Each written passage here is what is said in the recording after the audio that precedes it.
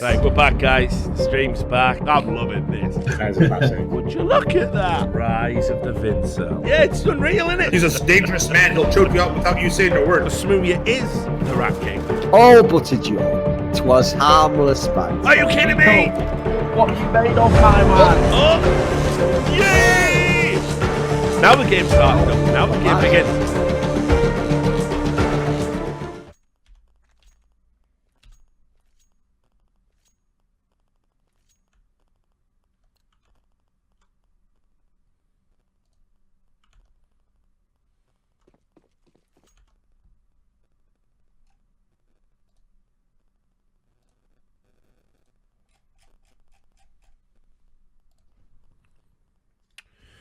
Right, let's give it a go then. Fuck it. Gonna keep one eye on the frames. See if they start dropping again. If FaZe do lose to compLexity, I'm gonna be fucking triggered as fuck as well. Wrecks my pick'em so hard. Surely not.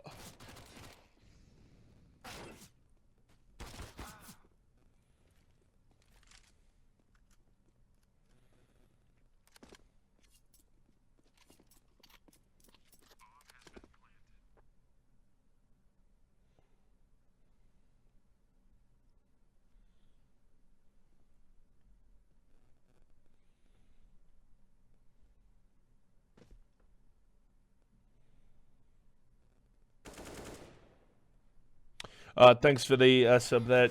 Cheese is crust. 3 months. Thanks a lot. By the numbers might be tomorrow. We were talking about doing an episode this weekend, but it really depends on Thorin's schedule.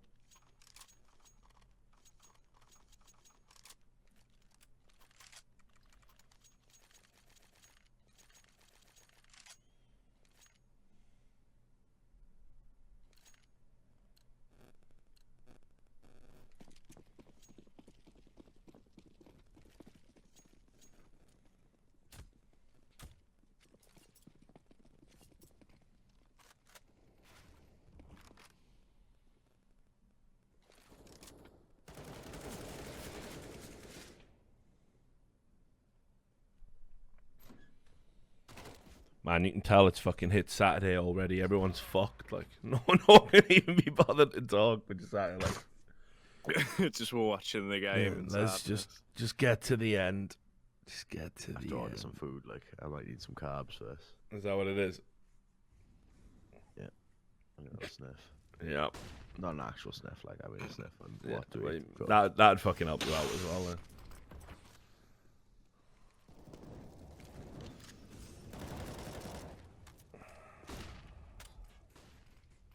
What carbs you thinking about getting? Heroin. I mean, don't believe that's the type of carb, but it is if you do enough. All right, Mr. Scientist. I mean, everything's open, but because Las Vegas is mental. Yeah. What time is it? Could just get a steak. 7 a.m. Oh. Can literally order it. Hey, oh, fucking hell. 6 #1 albums to mention that. What's he saying? What, you don't like to start your day with DMX? I don't. find him quite an inspirational figure. Not even DMX wants to start his day with DMX, I don't think. But fair play. How you been? Yeah, not bad. CG2's being G2 still. I mean, did you believe for a second they were going to beat Ents? No, I thought it was pretty sure they'd lose that one. Yeah. Well, it might get a map, but whatever. Whatever. So now we've got fucking like if FaZe lose to this lineup has to be done. Like it's got to it'll have to be over. There's a perverse element that I want them to lose in a way. yeah, no. You know, just because it doesn't give everyone's career, right?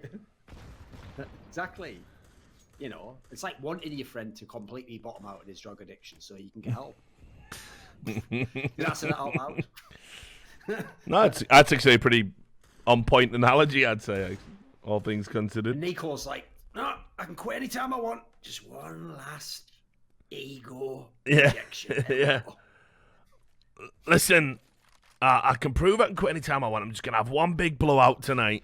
Exactly. Yeah. I'll just have one big blowout tonight, and then I'll totally quit.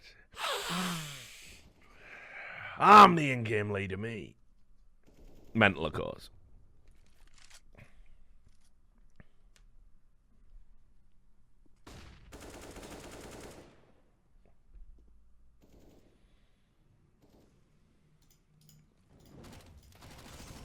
As the game started. I love it, man, because we can hear all your fucking mouse clicks super loud. It is crazy how it does that, mate. It is crazy how it does that. I know, it's mad, isn't it? What Actually, no. I'd have to find where it is, but someone claims if you actually do, like maybe I had the wrong command or something to make the sound automatically the right one. So I'll see if I can find the right one. Yeah, you can set it so it keeps the volume level of your mic the same when you. Do you know what that one is? Is it like I can link Mixer or it to you. something? Yeah, one sec.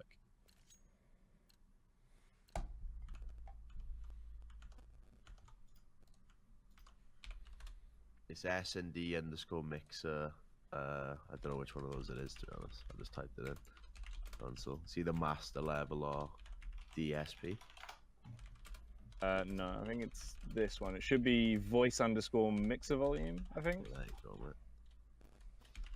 mate. Where did you put that? You can just do it in console, and then you should be able to set it to whatever like the mic level is in Windows, I think.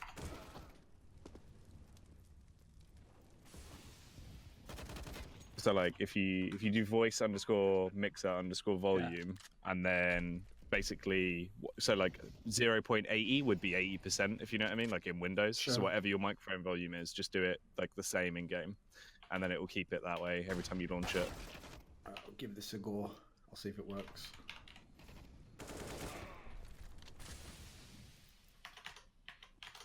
You on back? Wait, compLexity are winning? What? Afraid so. Oh, never mind. There we go. FaZe won a gun round finally.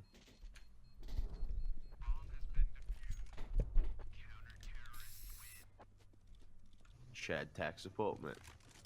There you go. That's what we do best. It didn't work, unfortunately. Has that not worked? I might don't have know to why. put It's in the launch options. Like I quit CS again. And I booted it up. It just did the same thing. Put me back to 100. You might have to put it in your config, maybe. Someone says here you can turn off allow communication apps to control mic volume in advanced settings in audio settings in Windows. Right, that might be the move to do. Let's have a look at that. That tip from yeah. MSF Reaper. Let's have a look. This actually looks like it might work. Let me give that a go. Thanks for the $2 donation. What would I do to change the FaZe roster? I would immediately make Nico not an in-game leader anymore. And I'd bring in a competent in-game leader. And someone capable of controlling Nico's ego, which is no one on planet Earth. So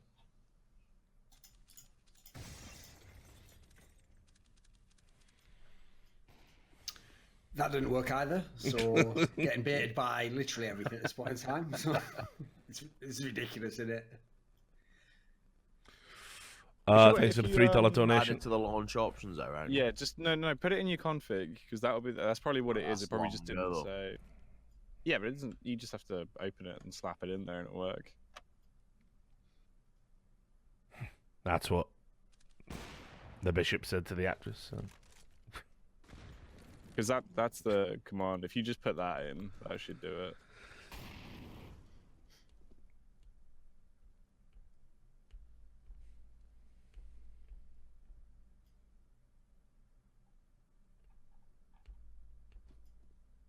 If Simple and Nico were on the same team, I can't even imagine what kind of catastrophic fucking nightmare that would be for everyone involved. The other three people wouldn't be having a good time. Like quotation marks around the actual figure. That might be the problem. Then. Let me check that. Actually, sounds vaguely plausible. Carrigan can't do today. He said he'd be around for the 1st of March. He's got some prior commitments. He's got a family commitment, and he's got a broadcasting commitment, but he should be free on the 1st of March, and he will certainly drop by.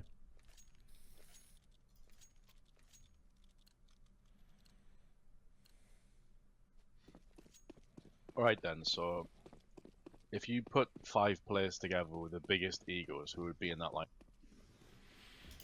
5 players with the biggest egos. I mean, Yep. Nico, sure. Simple, probably, sure. Although he is new Simple now, but you got to understand it's still percolating under the surface. I want to say Zeus. Zeus, Smooya. Config. Does the order of where you put it in the launch options matter? It shouldn't. I I didn't think it did. don't know if it works if it's in launch options. It might. I don't, it should do.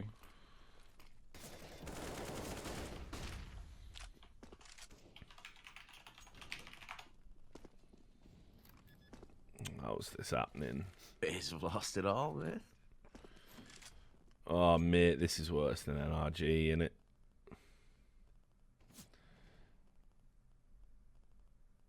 I mean, if FaZe lose, that's the pickup's gone. I know FaZe are having issues, but if compLexity actually win this best of 3, is this the biggest upset?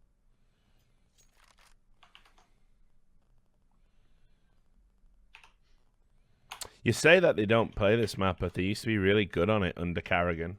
So they've definitely regressed.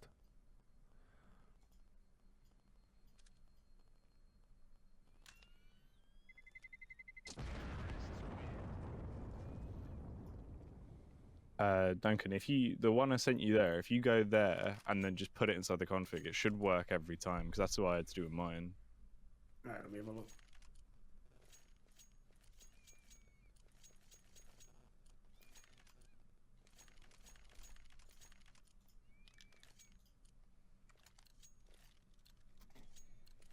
Yeah, I think that's going to work actually, because it looks like it actually worked when I did it in the console itself. Like whatever I set it to made it just go to that instead of 100 every time. Nice. Yeah, yeah. Nice. Finally.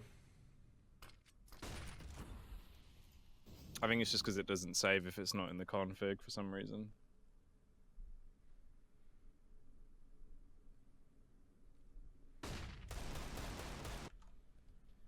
Nice, my socks have arrived. Warwick Davis bringing him the sheds, even. Yeah. Socks, sir. Why is he my butler in this scenario? Gash, Warwick please. is a free Tip, elf. please. Tip, please. I thought you said gash, please. Then I was like, what? Warwick that is Gash, please. that is Sam's seduction technique. Gosh, I put my please. shoes on my knees, crawl over it. Gash, please.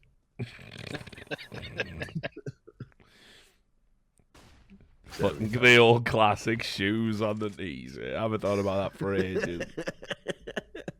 Shoes on the knees, fucking hell. When we order food, I might answer the door like that. It's madness. Sounds. Thank you. That's for me, please. Carbs, please. please. Give me them carbs. Cash or card, please.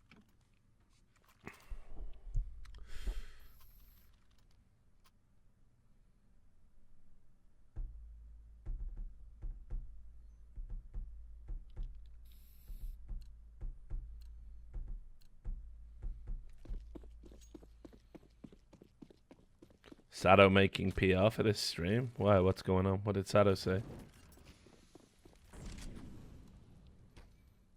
Oh, did he mention us on the stream or something? Nice. Or like- See, Matt knows. Matt knows who's the real one. Yeah, he has, but Nice. nice guy. All of you people on the alternate stream have had your moment now. This is it. We've There you peaked. go. We've After made this, it. we're all We've just made it. pieces of shit. Sado's just throwing away his day rates for that. I know. Banned no, from of ESL course. now, yeah. God, no, of course. Yeah, If you exactly. wanted the final, you're not getting it. Get out. And there was Vince, and That's on Richard's bloody stream. Vince wasn't even going to stand up for the Vince cells. And there's Sado. Yeah, exactly, mate. Fight in his corner. Mm. Fight for the Vincel. Nah, don't mind. Like, you can ban all them Vince cells, man. They're all, like, know- he's a rat, like, in scat anyway. they're all fucking cunts, man. I'll just work for you, man. Carmack, I love you. They teach you that judo throw, like.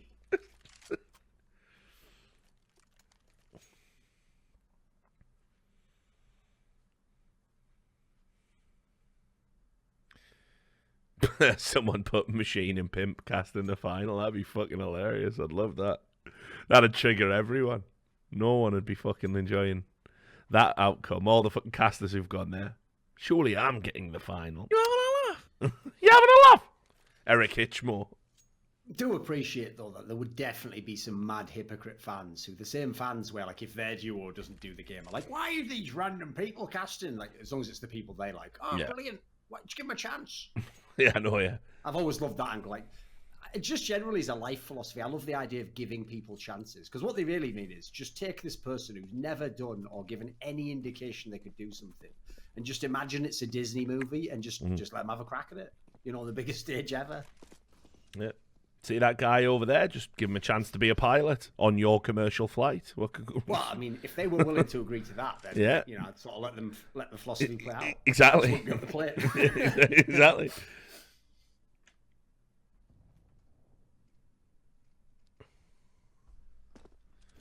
And Core Blimey's really putting some great insight here. He's gone, Machine is good caster and Pimp is good analyst. Plus, Thorin is salty. Great. Fuck off. Like I was actually thinking about Maybe this ain't the other stream day, for you, mate.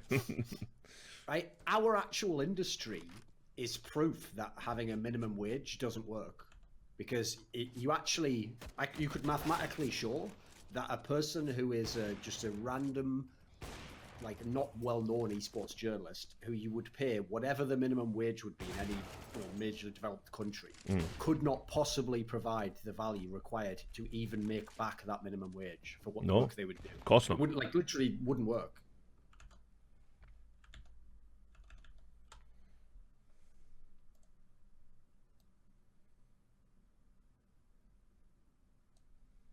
I assume this is complexity's pick, right? I would fucking hope so. Let's have a look. Yeah, complexity's map pick. And then the next map's Mirage, then Dust 2. Could quite possibly be the worst best of 3 of the major today. It does sound pretty crap, doesn't it? Yeah, fucking hell. Oh, absolute scenes when FaZe gets sent no by complexity, though, man. Mm. You gotta secretly be open for it. Well, especially because, remember, that'll be like twice that FaZe will have bombed a major, and Nico's one of the only connecting factors. There was, you know, your boy Carrigan's gone now, son. You can't blame him anymore. I know, right?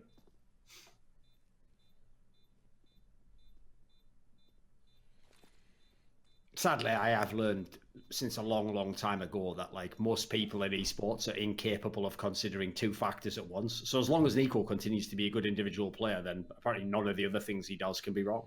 So I just pin it all on Yanko, mate. That's going to That be will the be the next move. I Oh, of course, guarantee. yeah. Like I was amazed how many people were going in on him after MIBR removed him.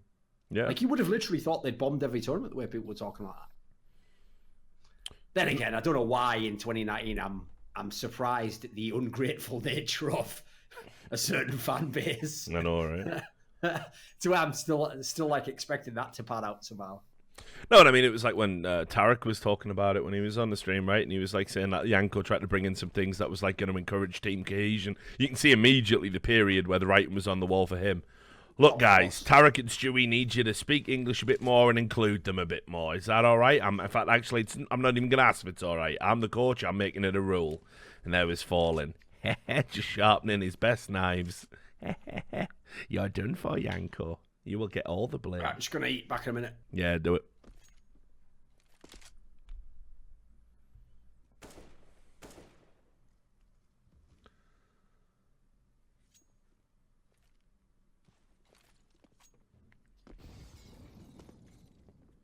Imagine if this is like the secret meme. Complexity have actually been saving everything till this point. They weren't going to win a game on LAN till this major, and they win the whole thing.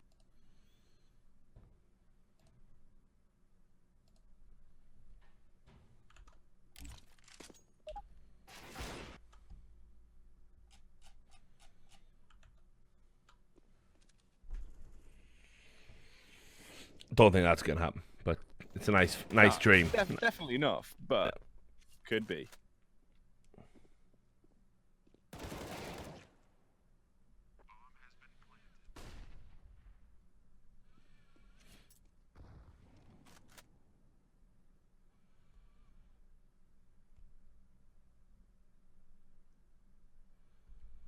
What moves are like to compLexity make after the major?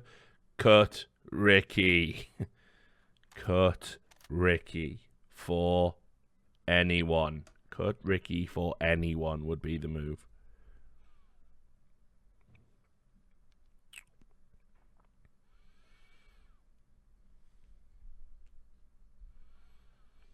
Som might be a good one. I mean, he's already a streamer, isn't he?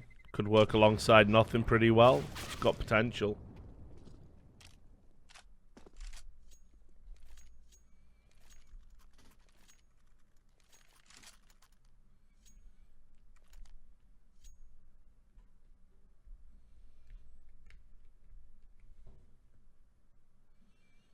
Have I talked about Pronax and Schneider making a new Swedish team? Yeah, I did. May as well fucking call that team going nowhere. A new brand. Couldn't believe some of the answers to fucking in that AMA by Pronax as well. He like talked about Boostgate and said it was the greatest tactic ever conceived. And he literally said people were crying like we, how shall I put it nicely, violated their mothers. Fucking hell. Yeah. Used a word beginning with R for that. Of course, yeah. Did he actually? Yeah. What? That's on Reddit? Yeah.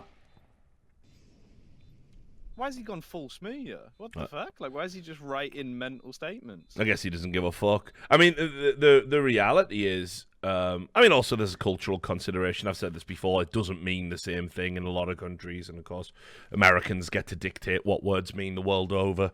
Doesn't matter where you're from, what culture you're from. If it's not homogenous, middle-class, academic American culture, it's not real culture, according to them. But whatever.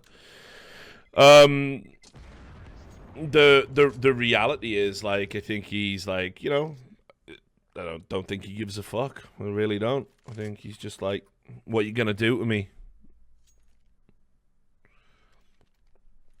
But, he, like, trying to defend Boostgate is, like, really fucking strange to me. Like, I would have just literally been, like, I mean, you have to see it for what it is. Like, it was a bug that somebody found and put in a YouTube video that could have been patched out the game long before the tournament. You see this bug, privately contact the guy who makes the video, ask him to take the video down so you can use it exclusively for the purposes of winning a match at a major, at a world championship.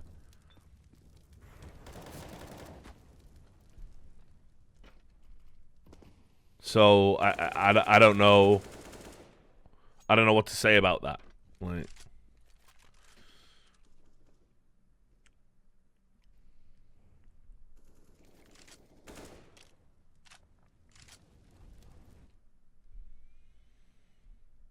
but I wrote an article at the time called "Fnatic have no one to blame but themselves for Boostgate," and they were already a massively disliked team because of how they were like trolling people all the time. You know, like fucking the whole Flusher stuff.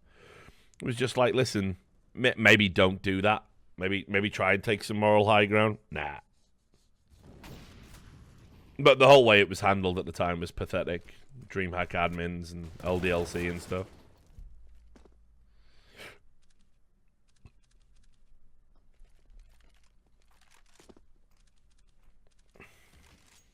I was fucking Lil Robban back then, wasn't it? The admin. Yeah, probably. You ever Lil Robban. You've heard the story about when he got took to Brixton, right? Gfinity. Yeah. I remember that one, mate. If anyone who doesn't know, like, Lil Robin is like a fucking... He's like a super tiny... Yeah, he's like... I don't know how to describe him. He's like a kobold, isn't he, or something like... That's pretty fucking... that's pretty spot on. Yeah, but he was an admin for a while, and, you know, just a tiny little malnourished dude. And then, they took,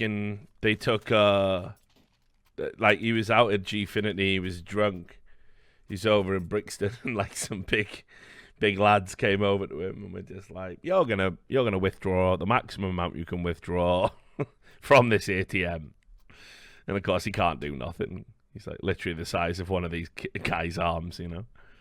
He was just like, yep, he came back to the hotel. I've been mugged. Personally, I think he got off lightly. All things considered, could have been far, far worse. They obviously realised he was like a fucking 20-pound weakling and didn't hurt him. Robbed him, like. I think you got the money Oh, back your money, anyway. Yeah.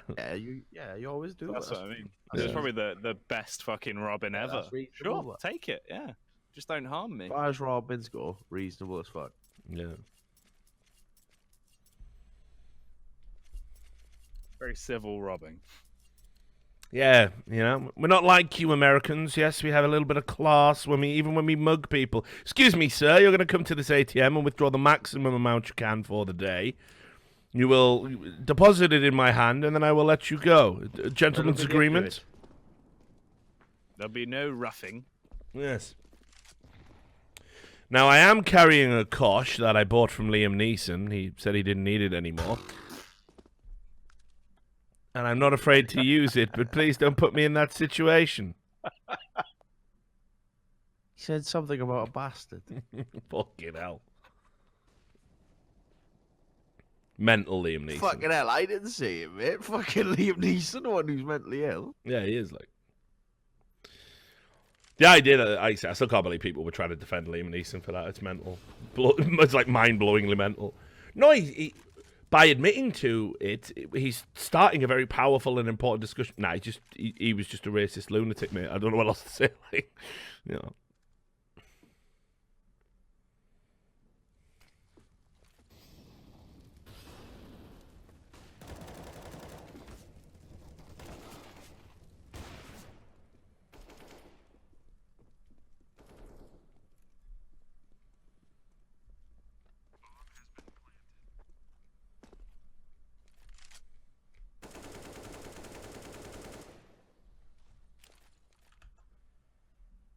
What are you talking about? How's my head gone?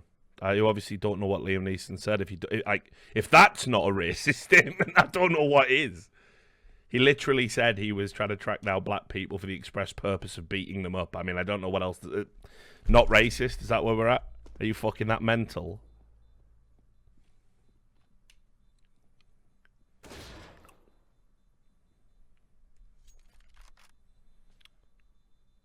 I mean, how do you defend that? What's wrong with everyone, man? Shut up, Richard. That's not racist. It is like textbook racism. Sorry, guys.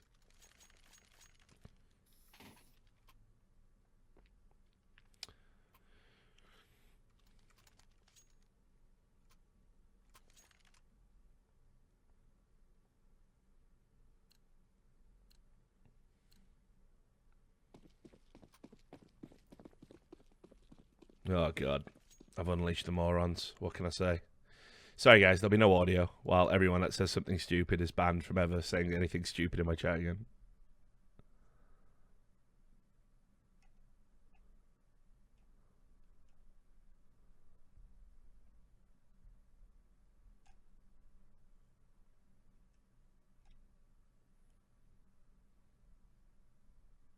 Something about Nico and a complexity gangbang.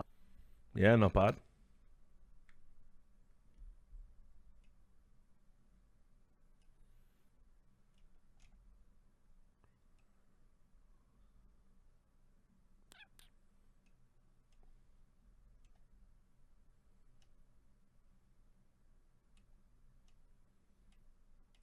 Wonder if Yanko's just going to pull off like a full Alex Ferguson and throw some keyboards at someone's head after this, man. Just knock them the fuck out.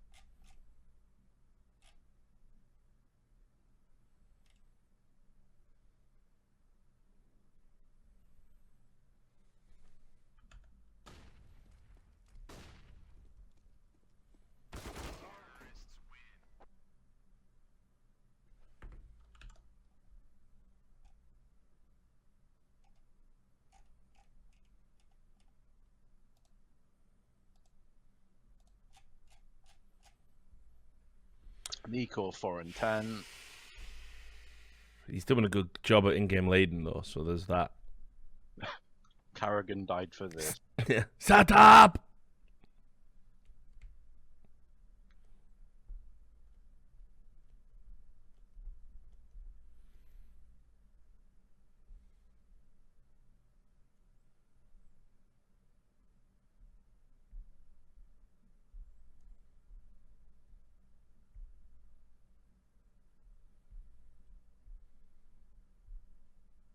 Does it all crumble away on the CT side now? Well, I mean, even giving up a map against compLexity is fucking despicable. It really is. Like, you can't. You fucking FaZe, man. Like, what is this shit?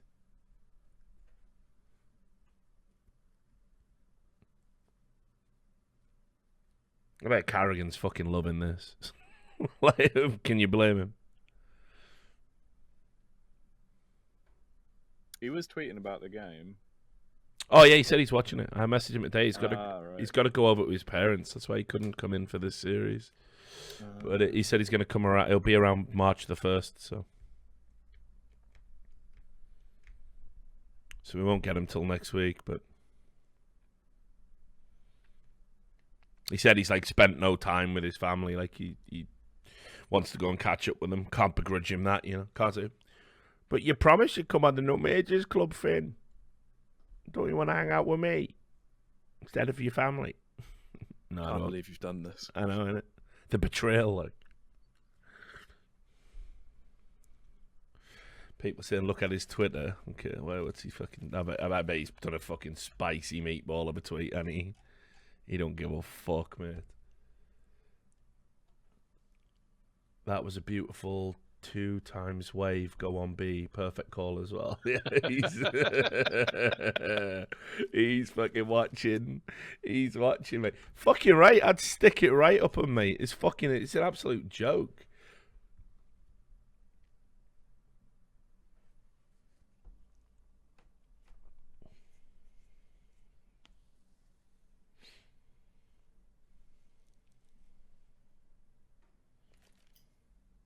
Like, this is the sad thing. Probably by the time he comes on the stream, FaZe will be out the fucking tournament, won't he? Oh, here he is. Having someone to eat, comes back sniffing. I love it, don't I? All right. Now then, just had I'm at sandwich. Love this. Yeah, if what's it up? wasn't for the fact that obviously, like, you can't link to fucking Reddit comments on Twitter or you get wrecked. There was one that was hilarious I saw the other day where there's a guy on the League of Legends sub who is for some reason obsessed, because I looked at his posting history, he's done it a few times.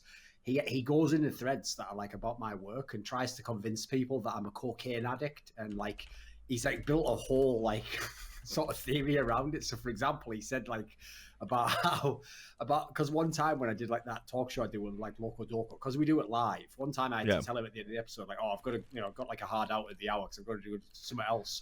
So this guy just goes, obviously needed his fix, the signs of an addict. And then it's like, I've seen that. I sort of appreciate that. It's kind of funny in some ways, but you've seen serious stuff, I think.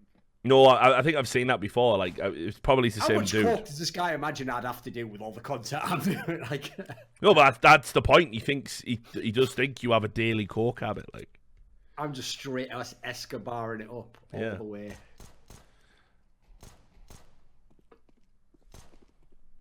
Fucking hell, 4-11. Yeah, it's Nico was 4 and 10 as well. Let's just start pulling for the complexity win at this point. No, my pick'ems are a stake, so fuck you. Pick'ems are more important than Nico's hubris being punished. That can happen any day. My pick'ems Nico's being hoop being punished. Can have that too. Mate. Yeah.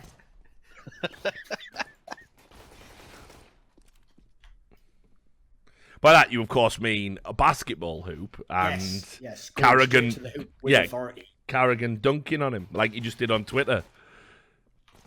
Did he? Did he do some banter? Yeah, he called out one of Nico's strats. Ooh. So, most recent tweet.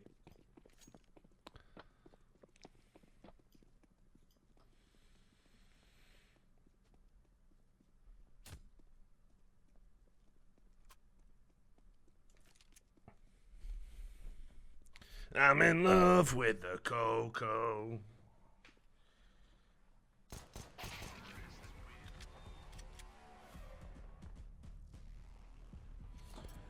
Thanks for the $5, Blobo23.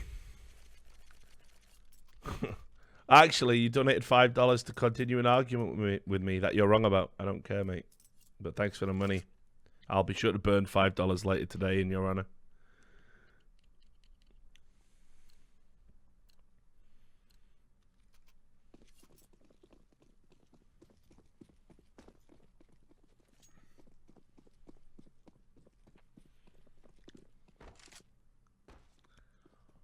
Have you seen the response Scoots has had since he did that tweet about Robert Kraft?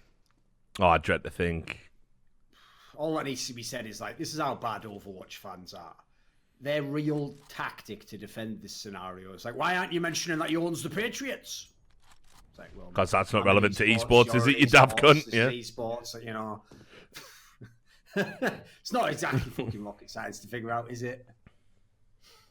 It would be like if you tried the angle of like, what do you mean former President Obama's been charged? I think you mean, I don't even know, one of them, Malaya's dad. Isn't that a more important job? It's like if you take that sort of mad angle, you know. The thing is with that, though, it's... Same people, by the way, where when I just pointed out that, like, as a player, Dreamcast was brilliant. Again, I was, like, defending paedophilia. I know, that was mental. It's almost like they just make the rules up as they go. We were talking about the Overwatch League a little bit earlier on, just looking at the decline in viewership again. But remember, as long as there was a solid 7 or 8 months, that's the whole point as to why Season 1 was fine, because they were going to build upon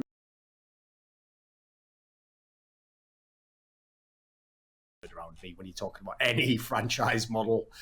I'm going to go ahead and I have to please ask you to refrain from using that trigger word. Like, by definition, how is anything in LCS sustainable? Oh, of course not. It's a pretty mad concept anyway. Like, anything sustainable in a completely brand new field.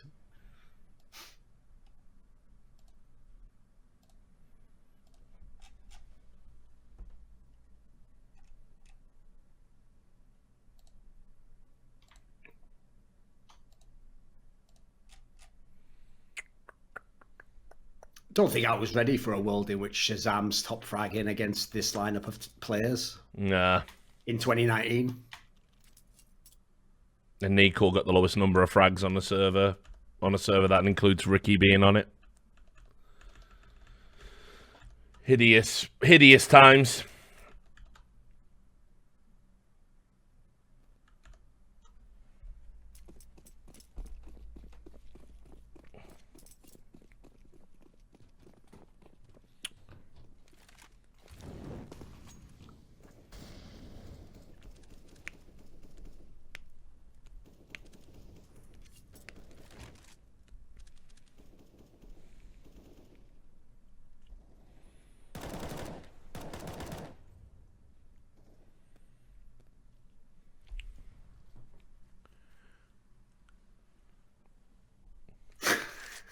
What are you laughing at? This stream is very lively. There's a lot of great conversation. When you Guardian said you could band, watch the game with us, we meant it literally. No, mate. You You watch have it, to we understand watch how it. fucking dead inside I am after doing this every day. The hours must be mad for you when the games first start. Yeah, I'm up at 3 a.m. every day. I'm up at 3 a.m. and then I fucking stream for 10 to 12 hours. And then after that, I have to catch up and do all my other deliverables for all the other shit I signed up to. So, like, I've interviewed, like, 2 owners from 2 teams for dessert or got something lined up for rivalry. Like, it's just ridiculous. So, this is just the one in the middle, though. I'll get a second win for the last series, probably. But you guys are carrying the stream for now, for sure. Plus, obviously, everyone's mad fucking tilted the fuck out of me. Like, 50% of me's thinking just turn it off for a day, because the internet's been bad as fuck, and everyone's just typing, like, stupid fucking things in the chat. So it's just like, just fucking, yeah, maybe I'll just go back to bed and have a day off. Credit though, Rich. I caught quite a bit of that interview you did with Moses. I thought it was really good. Yeah, unfortunately, because it came out during the major, it just died on the vine, you know, because everyone wants to make fucking stupid little meme threads. You know, like, oh, look, the ESL Facts guy said, who's done the most damage to chickens? Haha, KFC. top thread on the subreddit, of course. 90-minute interview with Moses, one of the most versatile pieces of talent in the scene, talking about his entire career back at... Nah, well, 4th page, that, mate.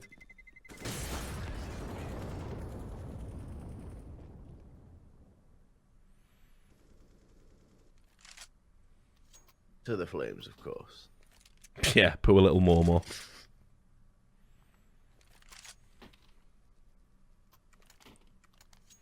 Thank you, Ronnie, for gifting even more subs to the channel. 383 total gifted. What a fucking boss. Thanks, buddy. See, Ronnie, cheering me up. I appreciate it, man. Need to give you some special flair or something for the channel. Do they do that in Twitch yet, where people who gift X amount, you can give like a custom flair or something? You can make people VIPs, I think. My Ricky's just fucking tasered Adrian. Brilliant. Brilliant. Game's crashed. I'm me. No, it's back. It's back. Oh, yeah, there it is. Thanks for the $2 donation. He's up for the fuck. What's that? What happened? We were talking to you because we thought the stream down. Like, Rich, you there? You there? And then you then started to just thank you for $2 donation. Well, I don't want to talk to you, mate. Are you cunts giving me money, like? Content. You cunts giving me money? Didn't fucking think so, like. No Majors Club. Saturday. Oh, nice. It's No got it Majors now. Club. Sunday. Overwatch League.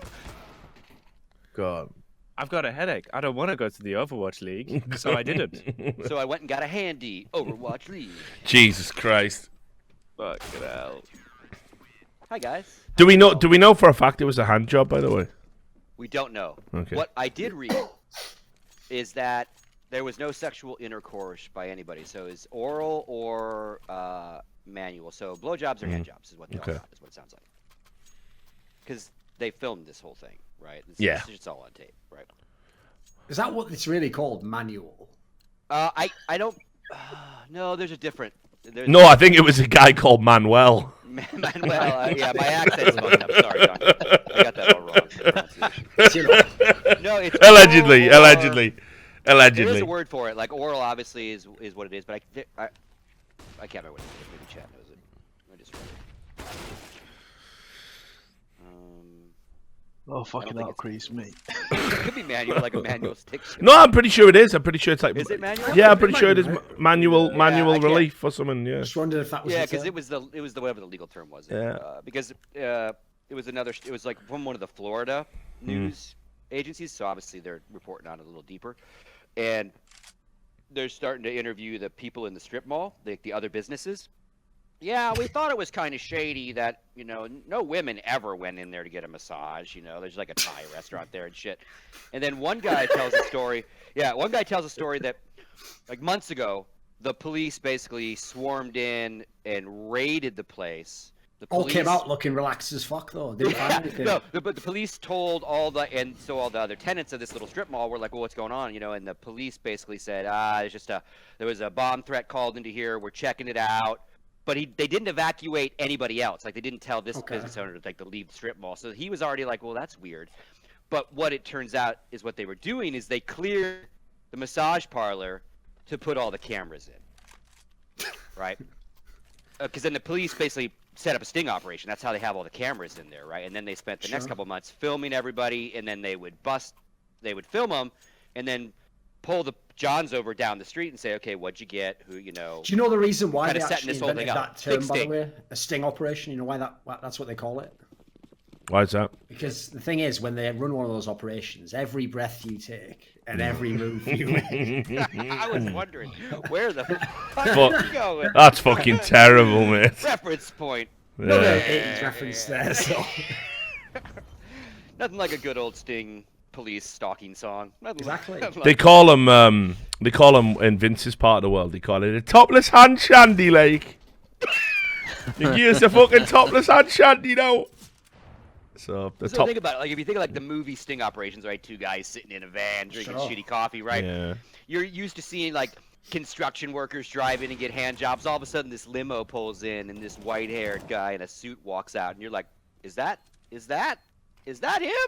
Like, you'd be like, it's Christmas if you're a fucking cop, right? I think Robert Kraft just got a handy. Call the captain. He did it twice. They All said he got it allegedly. twice, so allegedly. I'm sure TMZ is trying to buy the video footage from somebody right goddamn now. Oh man, yeah, you know some fucking cop's gonna fucking sneak that out of fucking evidence room in exchange for about 20 grand. Yeah, and it'll be interesting to see, how the NFL treats it versus how Overwatch treats it. I tell you what, man, must be tough being a fucking multi-millionaire billionaire, right? Like, fucking, we're gonna see Jeff Bezos' penis. We're gonna fucking see Robert Kraft getting fucking allegedly something. Maybe that's why Brady wouldn't turn over his phone. It was just full of all messages like, "Hey, listen, Louise is back at the parlor. Get down here." Allegedly. Exactly. Yes. Exactly. Well, I never said what for. Yeah. Well, and it's still intriguing that Massage those there's- creamy hamstrings. There's this story that there's actually a bigger fish that hasn't been announced yet that is Yeah. part of this operation too. Now, who the hell could that be? Like, Here we go.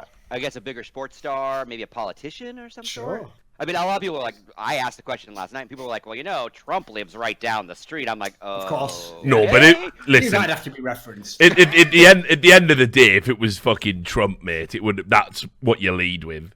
Here's all that needs to be said about like the way people's brains interpret information at the moment. I have no joke, unironically seen dozens of Hillary Clinton supporters imply that Donald Trump has a connection to Jeffrey Epstein and that's suspicious. Yeah, it's weird, Think isn't about it? the context of that. Yeah. That's so insane, that context. Because for anyone who doesn't know, before anyone even knew that Trump was involved with that, because he obviously wasn't a politician before, the most famous political figure to have been involved with Epstein is obviously Bill Clinton. So, like, if you were gonna, you wouldn't even bring that topic up because, it opens the kind of worms that just wreck you. But just shows how if your brain is set to certain filters, you will only see certain things and you will conveniently not see other things, Yeah. Pretty much describe the Overwatch fan base. Oh, God, don't get me started. Holy crap. The viewership isn't declining. In half of their world, this didn't Mate, happen. Do you It want to didn't know one of happen. the maddest details? Like, for people who don't follow Overwatch closely, you might not be aware of this. Yeah. But they literally, to this day, do not have server-generated stats for pro games in Overwatch. We're in Yeah, I know. season 2 of their league, and the better part of like $1 billion has been invested. Like, what are they waiting for? Do you want to know? The answer is they don't give a fuck. You want to know the best part about that? Probably never coming. No. Unlike Robert Kraft, allegedly. Right. So I got sent details of but this is back before the Overwatch League started. I got sent details of if you were a tournament organizer and you wanted to run a tournament, all of the things that you had to fucking agree to, right? And one of these TOs, who obviously I can't name, I basically said, like, we'd love to run an event for you, and we with access to the servers, we've got this stats program that we can use, and we'll be able to pull all these cool stats and do all this shit, and contextual stats, like everything, any piece of data, we're pretty confident we can pull it. We just need access. And they basically said, oh well, if you run a tournament for us, you will have to agree to never use that because it will clash with our own plans around the league. And there was like other mad things as well, that they would have to design all graphics, all lower thirds. It would all have to be designed by Blizzard. Not that they would have to have approval of it. It would have to be specifically designed by them. They would have to have, I think it was a total of 5 Blizzard staff on site in the production truck at the event. It was mental. It was absolutely mental, the things that these TOs would have to agree to. Oh yeah, stage design had to be fully approved. So they basically were like, there's no point, because it would just look like, you basically had to agree that it would be inferior to the Overwatch League when it came out. Yeah. That was what you were agreeing to. Kind of the Riot approach, right, where they still let you have an IEM, but you could just never get it close to the level of one of their tournaments. Yeah. That's another thing, by the way, that I also got completely cocked with on the Overwatch League is obviously they sold it to me on the angle of like, well, because the league will only run for like the first quarter of the year or so, or third of the year, there'll be all this time for this very vibrant, healthy third-party circuit where all, teams that choose to will compete. Literally none of that happened, of course. And Yeah. of course, that never will.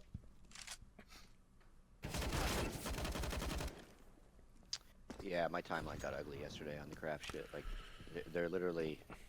I can't believe that there's not a single thread about it on any Overwatch subreddit. Slasher obviously tweets about Overwatch stuff and stuff that affects Overwatch. Didn't mention it. Like, am I mad? That blows my mind. Am I going mad? A Rod conversation, but the Rod one like blows my mind, right? Like I got into. It's like he doesn't know his own brand. Like, surely his brand in theory is like, I'm going to comment on all the big topics in the news. You know, like the topics no one else can. It's like, well, okay, go ahead.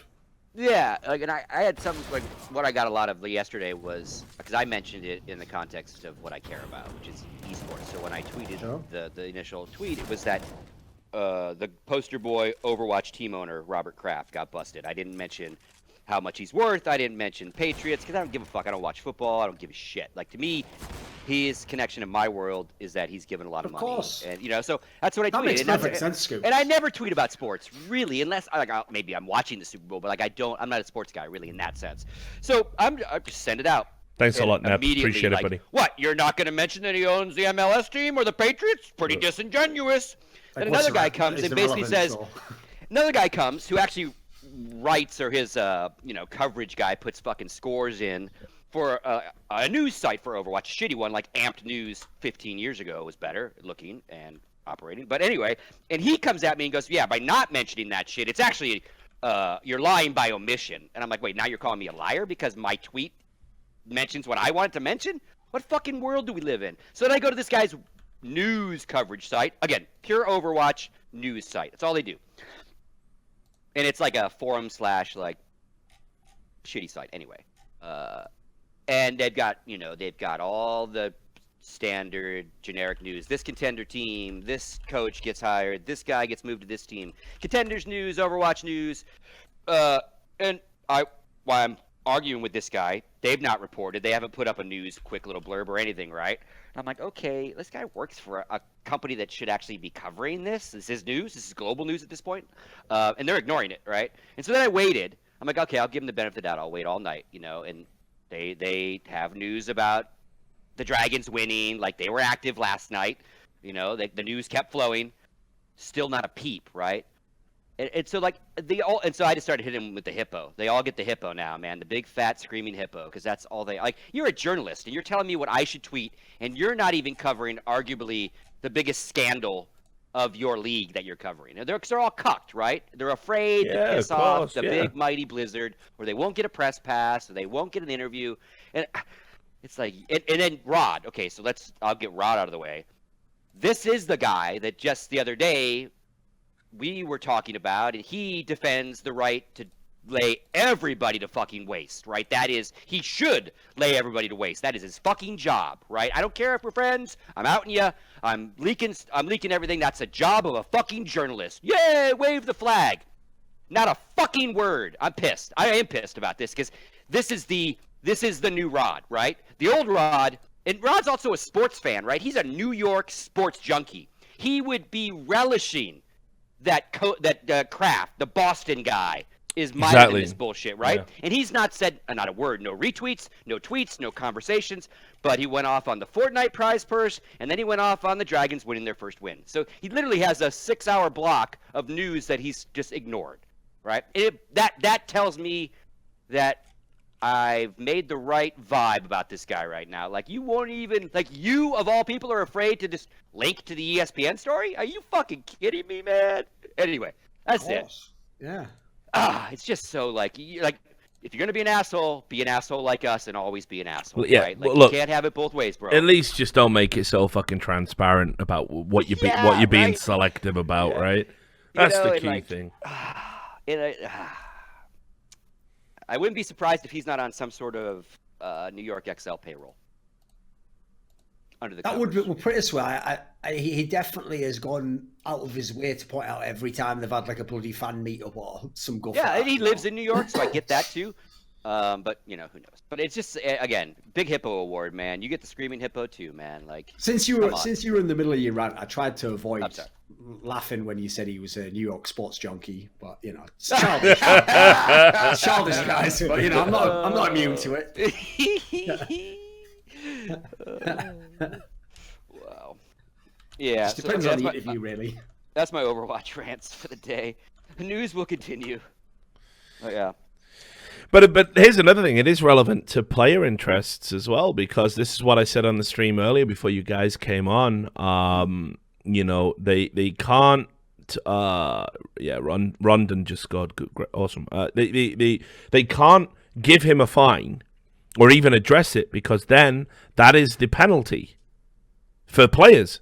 It's not beyond the realm of possibility, given everything that's happened in the Overwatch League, a player could get caught in a similar situation. Right, then, so if you're saying, well, we're only going to give Robert Kraft a nominal fine, then you have to give a player a nominal fine. So they don't want to address that at all. And then on top of that, you have got this other element to it, which people aren't talking about, and that is that this was not just a prostitution sting, which honestly are pretty lame, like you said the other day, you know, consenting adults, you can go to Nevada, you know, whatever you need to do. But it was part of a human trafficking investigation. How are you ever going to talk about women's rights, female empowerment, and the poster boy of owners is embroiled in something like that, allegedly? You know? The optics are fucking terrible. So they absolutely they must pretend that this isn't happening. They must. It's the only sane way that they can approach this circumstance. I mean, fuck, even the NFL have said we're monitoring it closely and will act appropriately as we have more information. That was their fucking statement. So even the NFL have addressed it. Oh, they'll fine him. He'll get fined. Oh, sure. I mean, there's no doubt. But I mean, but again, like, fine. Well, I mean, his legal there'll team. be punishment meted out in public by the NFL to him. Will it be? His legal team said Robert Kraft has done nothing illegal, and we will be releasing a much more detailed statement as and when. So, I mean, looks like they're going to try and fight it. Yeah, maybe, you know, yeah, of course. I mean, what else would a lawyer say? Yeah, right. One, but maybe they haven't seen the video. Maybe they don't know. And again, we haven't either, so we don't know how, like, you know, busted he is. Is there any wiggle room to get out of something like this? I don't fucking know, man. You know, I mean. Again, I back to what I said yesterday. Of all the resources at your fingertips, you're in Miami. You've got like wherever you want to go. Like, it's just strip club, massage parlor. But, you know, I'm not here to kink shame anybody, so whatever. Well, here's the thing. This is actually where I've always said the thing that annoys me the most about hacks is that obviously because they generally lack talent, they're not very creative. So I can already tell you, here's what the real story would be that could get 1 billion clicks. Is all you do is spin it like this, Richard. You just say, see the precedent that our President Donald Trump has set with the Stormy Daniels affair has percolated throughout society. And now all rich white businessmen believe that they can flaunt society's, you know, you just go on that angle, wouldn't you? I'm sure it's coming. Everything you can tie back to Trump is instant hits, isn't it? But yeah, it's probably already been written, honestly. Let me Google it and see if it exists.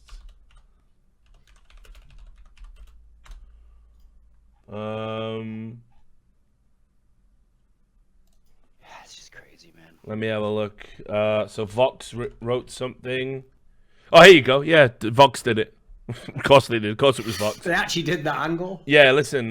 New England Patriots owner Robert Kraft has been charged with a misdemeanor solicitation of prostitution in connection with the Florida spa with potential ties to human trafficking. The Patriots are one of the most hated teams in American sports, fresh off another Super Bowl win, and Kraft has a long friendship with President Donald Trump. Oh, I forgot he had the lateral direct connection. Yeah, so you can imagine. Let me just see how many times Trump's mentioned in it.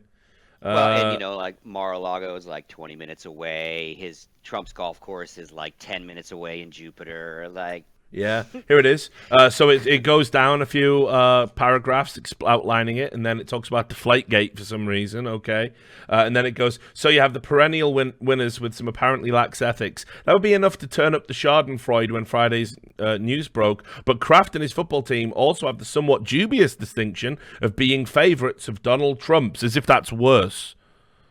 As if that's worse. Kraft and the Patriots have been derided for their coziness with Donald Trump too, and then now it just goes, like, literally the word Trump is mentioned. Shall I tell you how many times the word Trump is mentioned in this article about Robert Kraft's arrest? 1, 2, 3, 4, 5, 6, 7, 8, 9, 10, 11, 12, 13, 14. Control F, Trump. 14 times they mentioned Donald Trump in a total word count of, let me tell you, in a total word count of, just copy paste it into Word. Oh, hang on. Yeah, that does that do I include that though? So in a total word count, I mean it's 1,000 words including headlines and captions, but they mentioned Donald Trump 14 times. And then someone, because when I asked the question yesterday about like who could it be if there is someone bigger, who's the bigger fish? A lot of people said Tiger Woods because he lives in Florida and lives in Jupiter. Mm-hmm. Would that be bigger than Kraft at this point? I mean, in some regards he's bigger, but in some regards he's not bigger. And then when people started mentioning Trump, one guy mentioned that due to Trump being the president, he can't be arrested normally. Like there's like he has to be. Oh yeah, Richard Nixon was a big fan of that. So you wonder if like it again. I don't know. I don't want to get talking about too much politics anyway. But if it's him, because why wouldn't if it's somebody else? Why would they announce Kraft and not the bigger guy? Who's how big is the bigger guy that he gets some sort of weird protection, right? Yeah, and he's not on the arrest list, or is the bigger guy just a bullshit like rumor mill? You know what it'll probably be. It could be someone with diplomatic immunity. I mean, that's a thing. Right there you go. Yeah, it could be same kind of concept, but not. Yeah, like an international politician. I mean, as much as like I think Trump is a crazy guy, I don't see him getting out of a limo and rolling into a Florida fucking massage parlor, Secret Service. I mean, that would be harder for him to try to pull that off, right? Than a billionaire, because a billionaire goes with a chauffeur, but like Trump can't go alone technically. Now, I don't know. I don't know how his presidency works. Maybe he does tell his Secret Service to fuck off once in a while, and he does crazy shit. I doubt it.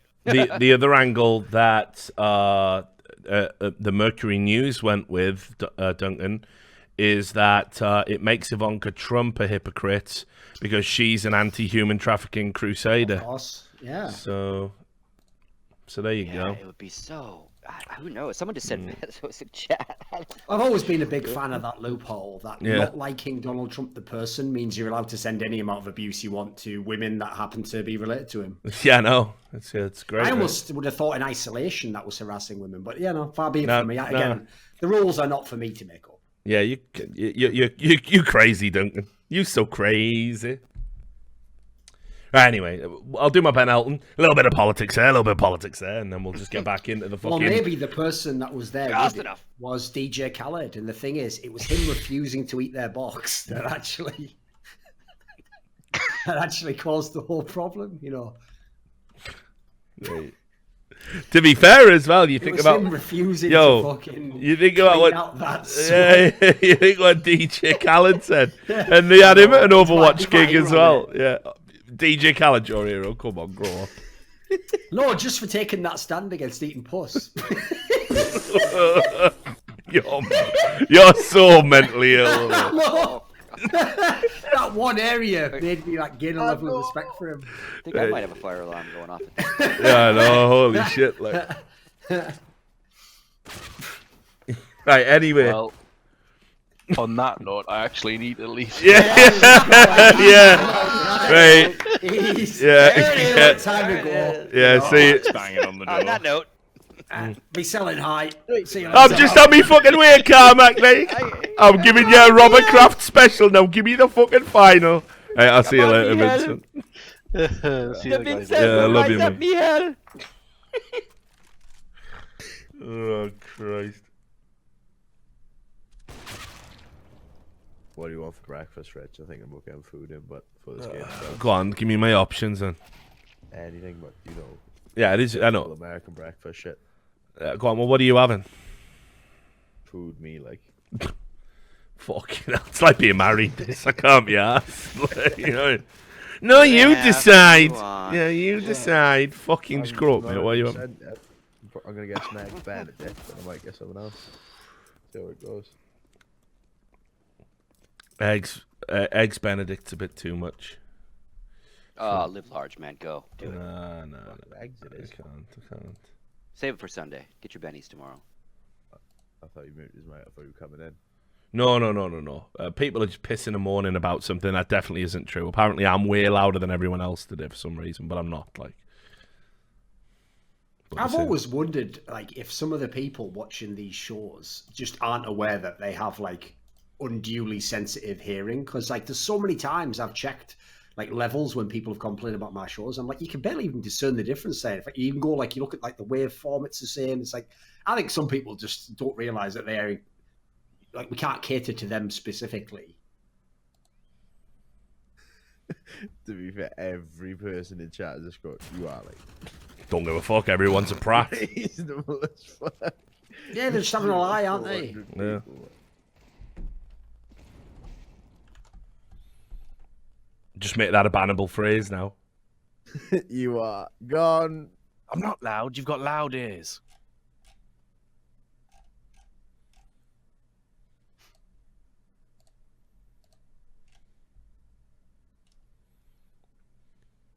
Everyone's saying I'm quiet now. Am I? Well, I was.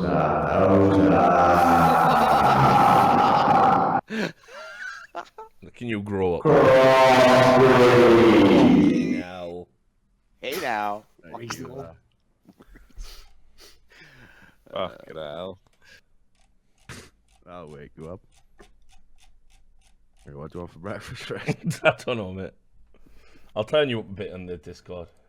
You are a bit quiet. I think it's just You guys because already talked about this. This I complexity. reckon he wants a breakfast burrito. Did you guys pick Hey, guys, complexity or yeah. phase? Did you talk about this?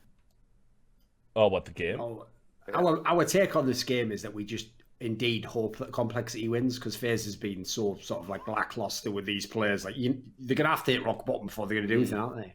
Yeah, so far so good in that sense, I guess. Like the funny thing is, Scoots, actually, I guess I could give you the analogy for this one. This FaZe clan now just reminds me of like Team 3D towards the end, where they used to have all those names. You know, every time they'd recruit someone, it was like another star player. Yeah. And the worst thing about that team is the same reason I hate FaZe clan now. It's like not only do they mess up their own chances, but with that many players, you're sort of taking the star players from like 3 other teams that could be good. And it's like as long as you're hoarding them and then not doing anything with the talent, it just makes it. It's just a tragedy, isn't it? Yeah, that's a solid analogy of those last pre-CGS. Because you know they used to have exactly that problem, right? They were the ones who had like all the big names, but they also had all the big checks, and so they weren't the super hungry guys. Like it was no surprise that the complexity guys overtook them. They were for sure. grinding. You know, they had everything to play for. Yeah, agreed. Yeah, you wrecked me there with that crossbreed as well, Sam. It was about ban everyone who said that I was louder, and you fucking all the chat scrolled up. You saved them with that, man. There you go, mate. Saving the people again. That's your last chance. Everyone gets one. Oh, pistols actually started as a fucking hell. Yeah. Honestly, if FaZe fucking lose this, like, they're they're in the NRG pit of shame. Well, especially because again, the same as with NRG. I'll probably do a video on this topic because I feel like a lot of people haven't figured it out. Like, you have to always think about the fact that they have an advantage because of the whole system they've put in for this tournament. You know, like literally the system is just giving them matches they are on paper favored in over and over again. So if you manage to fuck that up and go out, it's like you actually are legit bad, at least in this one tournament.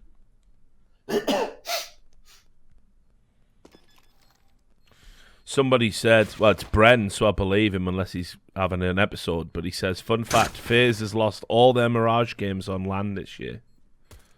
Could that be true, don't? Let me think. No, that can't be true because, for example, they won Epicenter on Mirage as well. Liar.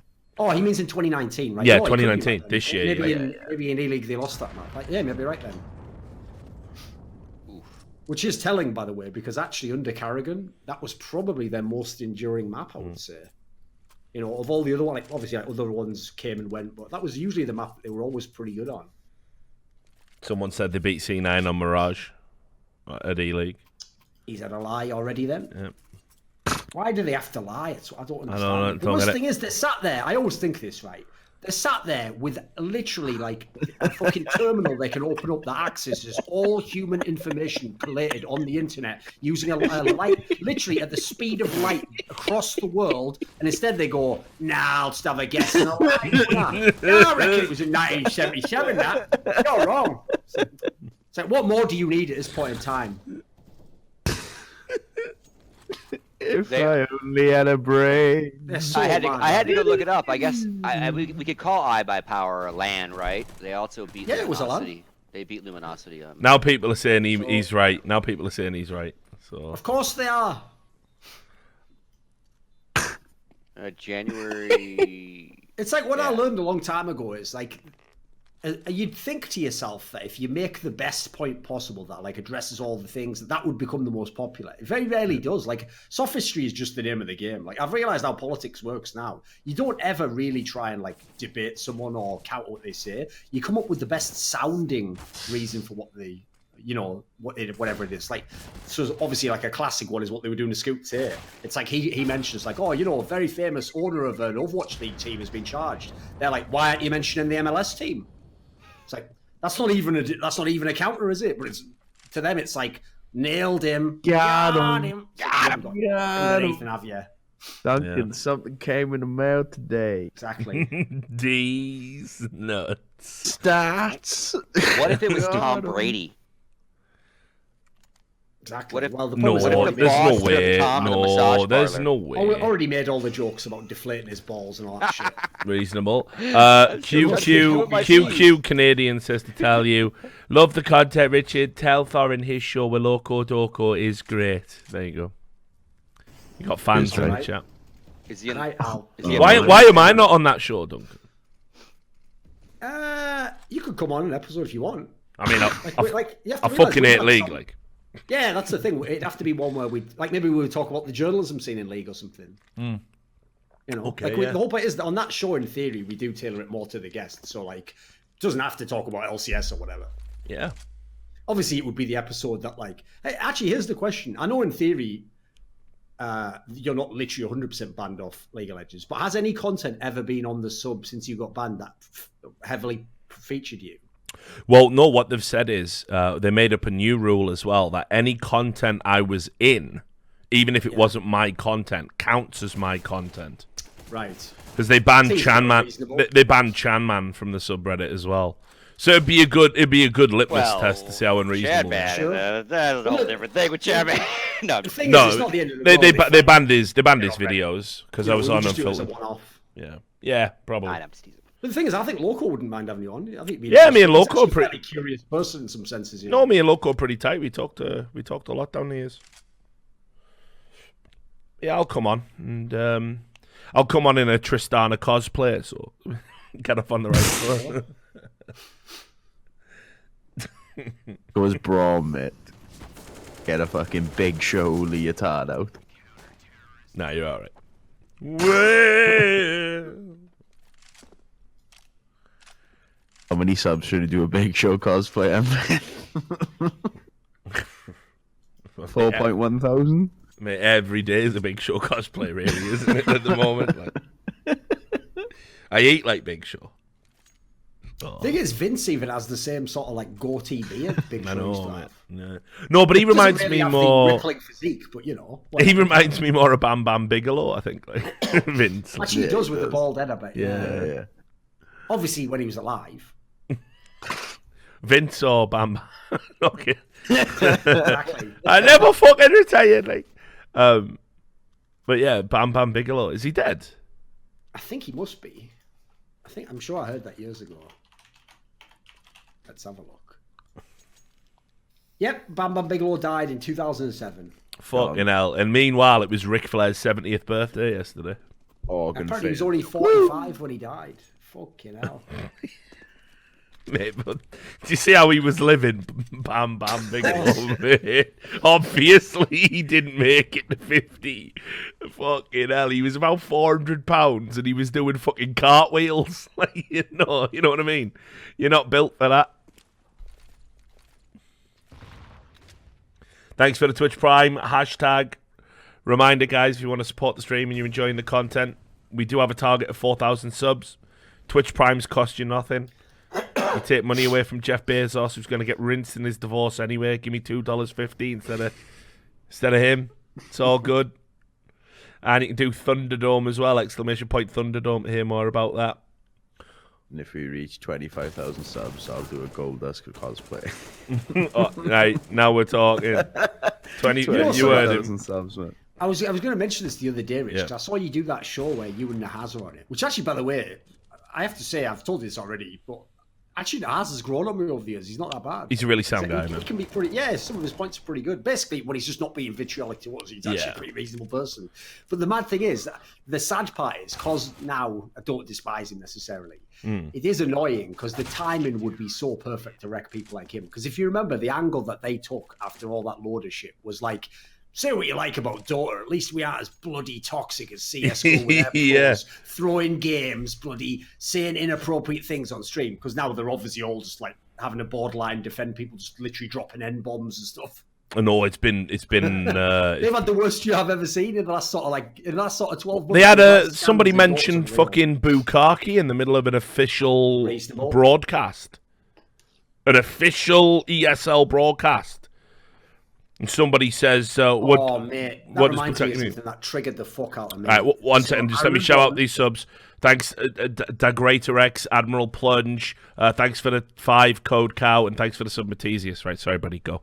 Right, when people try to claim all the things you said in Overwatch that are like false or whatever, you lied about it. One of the things they always claim is when you said that you would be fired if you said Harambe. By the way, something I'll go ahead and say. Everyone listening to the stream right now, I was in a room where this is actually something that was confirmed by a tournament organizer, that the message was, if you say Harambe in an Overwatch League stream, you will be removed from the stream. And that is literally the precedent that was set and that came down from Blizzard. I can confirm that.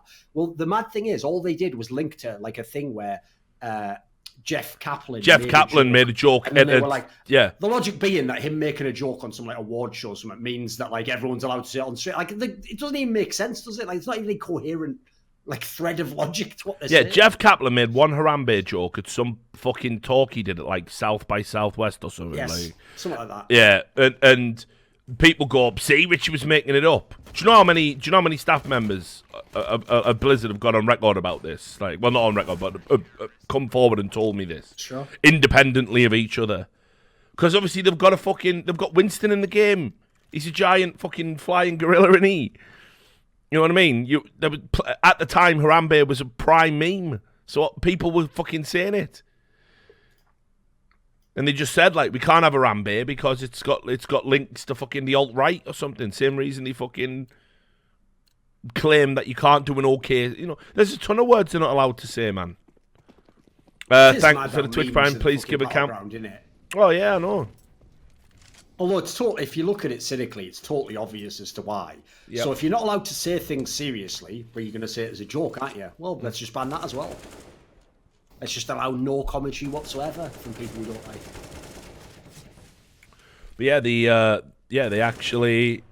I did a video on Harambe. If you want to go look at it on the YouTube channel and see how they tried to spin Harambe as an alt-right meme, you can go look it up. Me and Sam break it down in a 50-minute video. It's insane. The same reason they did Pepe. But anyway, yeah, so Harambe was off. There's a ton. I've got the list somewhere. Someone sent me the list of words that they were told, we cannot say this on a broadcast, and these are the list of words. You're talking about Overwatch again. Yeah, I know. Like that. Alchemist has reached out, and he keeps telling me to tell you all shit, and I just told him to reach out to you and see if he can come on the show, and because obviously... you're probably right. Spent some time embedded in the war of Overwatch League. Yeah, you're right. I should probably immediately outs his source of cause. No, I should probably talk. You know, we all have many sources. That's true.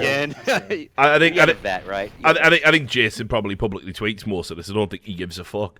But yeah. I mean, like he wanted me to say basically to tell Thorin, Richard, and Sam I love them, and I'm like, okay. Yeah, so he wasn't telling me dish to tell you all. He's like, I might just. Well, no, you're right though, Scott. He's a good interview subject. I'd like to get him on and fucking just break down the Overwatch League. That'd be good content, I think. Freelancer again, by the way. So yeah. He might be. Who knows what he'll say, but I think he might message you if he wants. Here's the reason, guys. If you think Alchemist is acting like some sort of like bitter X or whatever, right? You don't understand how deep it goes, because when he got fired, first of all, there's no doubt Alchemist was instrumental in trying to get that shit show of a game to a near viewable state. But then what happened was, after he was fired, there was an interview, I think on ESPN, with one of the executives from the broadcast, and he had repeated word for word as to the direction they need to go in for a viewing experience, pretty much all of Alchemist's ideas. Yeah. And I Like, made a basically, tweet about it. Reasonable. If anyone listening to this stream now watched Overwatch League Season 1, one of the things you might have noticed that was actually quite a good, like, coherent thread when you watched the NYXL play is that Alchemist was really good at knowing to put it on the star player, Jonak, but who was the Zenyatta player. And you have to understand that's not actually a character you'd normally focus on a lot, because normally they're actually using like defensive tools basically. But because this guy was so exceptional, he was so good at knowing when to go to that. Like, I can already tell you, someone who doesn't know like in eSports in depth would have just had it on the Tracer player all the time, basically, or the Widowmaker player, or the most obvious like flashy pop-off one. So he actually understood the game and had a philosophy of what he was trying to do.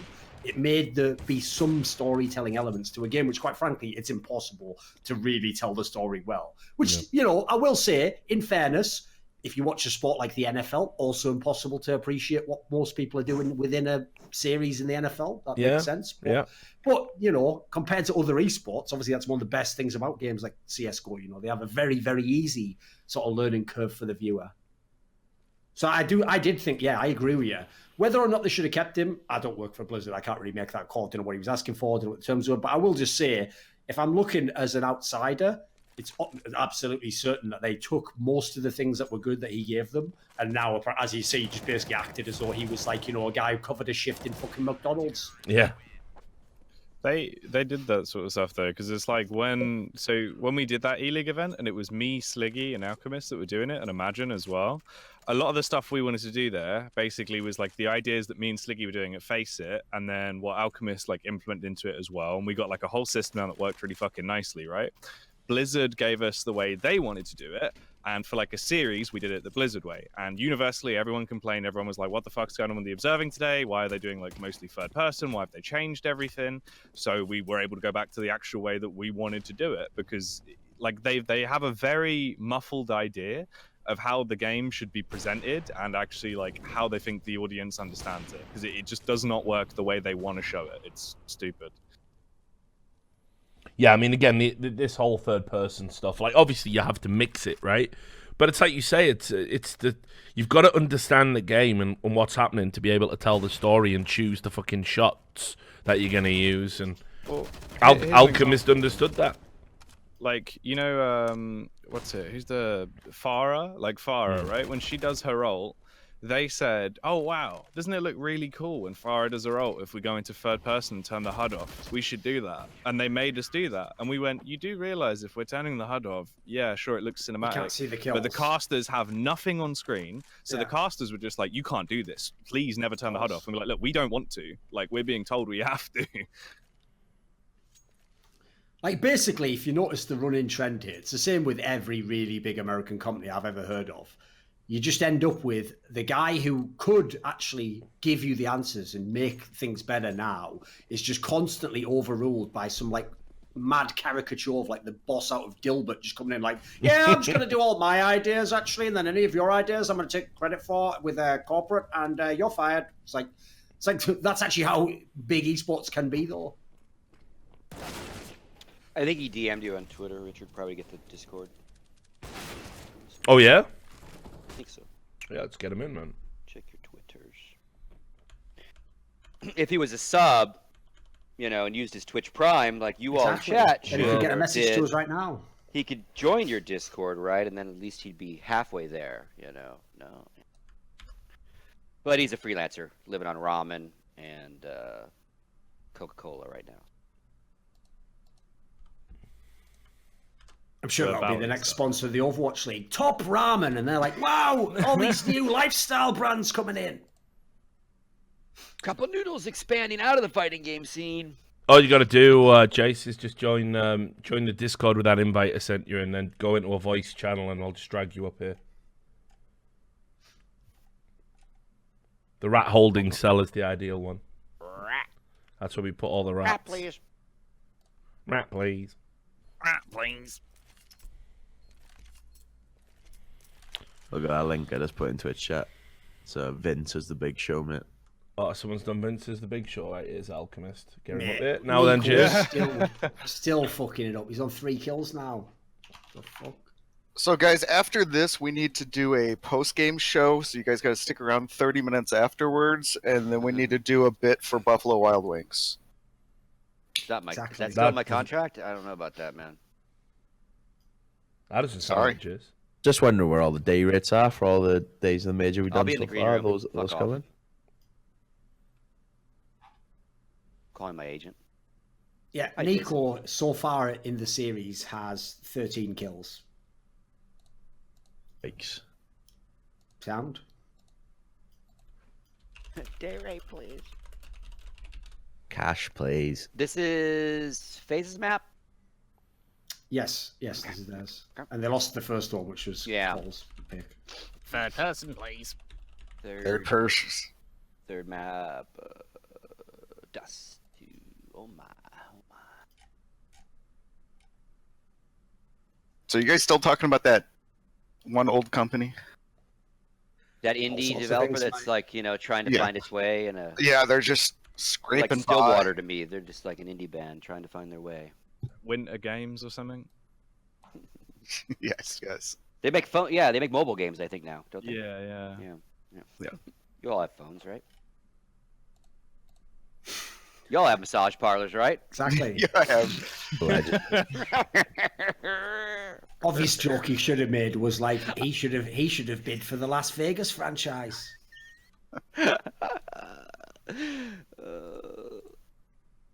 Welcome to Las Vegas Bunnies.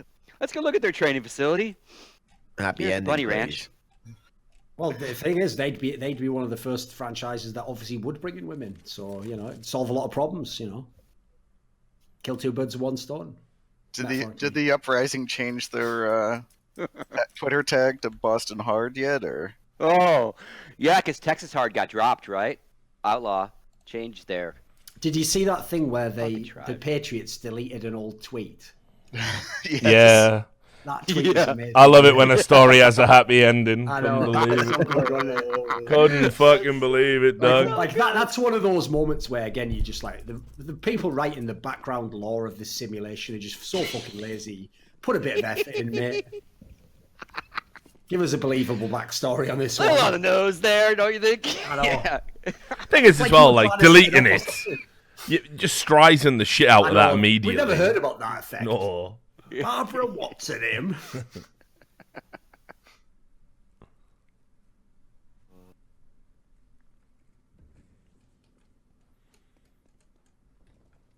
But yeah, man, there's just so much stuff coming out about that league. What I love as well is how leaky that fucking ship is. It's fucking brilliant. The stuff Well- I hear on a daily basis, dude. When you've pissed off half your crew Yeah. between all the people they've let go, so there's all the public firings that it's in the news and stuff, but then there's all the contractors and stuff for all these leagues and all these events that they work with really tightly. That just, oh, by the way, tomorrow you don't have a job as well. And no warning, no anything. Just kind of the way Heroes of the Dorm or Storm kind of folded is how they do everything. Oh, by the way, you know how we promised all this stuff? It's not going to happen. What it reminds me of as well is that you guys will know this example, but back in the day, the old MLG, where they were their own company, and they used to repeatedly go through that cycle, where they'd like expand, they'd have like hundreds of employees, then they'd be like, oh, the numbers are going to be coming out for this quarter, quickly fire like a third of the staff, and then, you get to count like, oh, look, we've got a little bit of extra money here for the salary, the revenue's not as bad now. It's like they and then after that reporting phase, they would then just hire people, to do that job again. It's like basically they were just doing a very clever job of making it wherever you were looking at that moment, things looked great, but then you just sort of keep shifting things behind the scenes while people aren't looking. Yeah, because they fired us in Phoenix course, from that. Exactly. Yeah, very much like that. Very much. Because obviously, if the numbers are reported to just somebody who's reading the story, they're not going to know how you got that number. That's what they're banking on, right? We had somebody come by the stream and basically say, like, I worked on Heroes of the Storm, and we were told 25% of us would be losing our jobs, but we weren't told which 25%. So we just had to, like, fucking wait until for like 2 weeks or something before anyone knew it was fucking... I know, right? No, I didn't have time to verify it, but it sounds like the classic kind of clusterfuck Activision Blizzard would find themselves embroiled in. Well, it happened with the latest layoffs, right? The news of the layoffs and the 800 people happened before the actual layoffs, so people had to spend that weekend going, well, when I go to work on Monday and Tuesday, am I gonna get a pink slip? And then a bunch of them did. Imagine that. Yeah. Yeah, they did from the Biggest like, year ever. All the IT people that I had talked to pretty much said anybody that ever questioned management is the ones that got all let go. It's not like they just said, "Oh, we need to let go this percentage of our workforce." They picked and choose. Like, this guy's trouble. This guy questions. Oh, of course. The place is a fucking cult. It really is. But without that uplifting central message that at least initially draws you in. You're just not a team player anymore, Jason. Without the uplifting message that Our just drink this don't align Kool-Aid. anymore. Yeah, Go separate ways. So I'll tell this part of this. Like, I came in there to help him with the observing stuff, and Jackie knows how I saw that, and the fact that they didn't want to work with him anymore because he questioned and Sleggy questioned them. So I asked them to add a mini map, and that's why Blizzard hate me. Yeah, I mean, who would want to know where players were?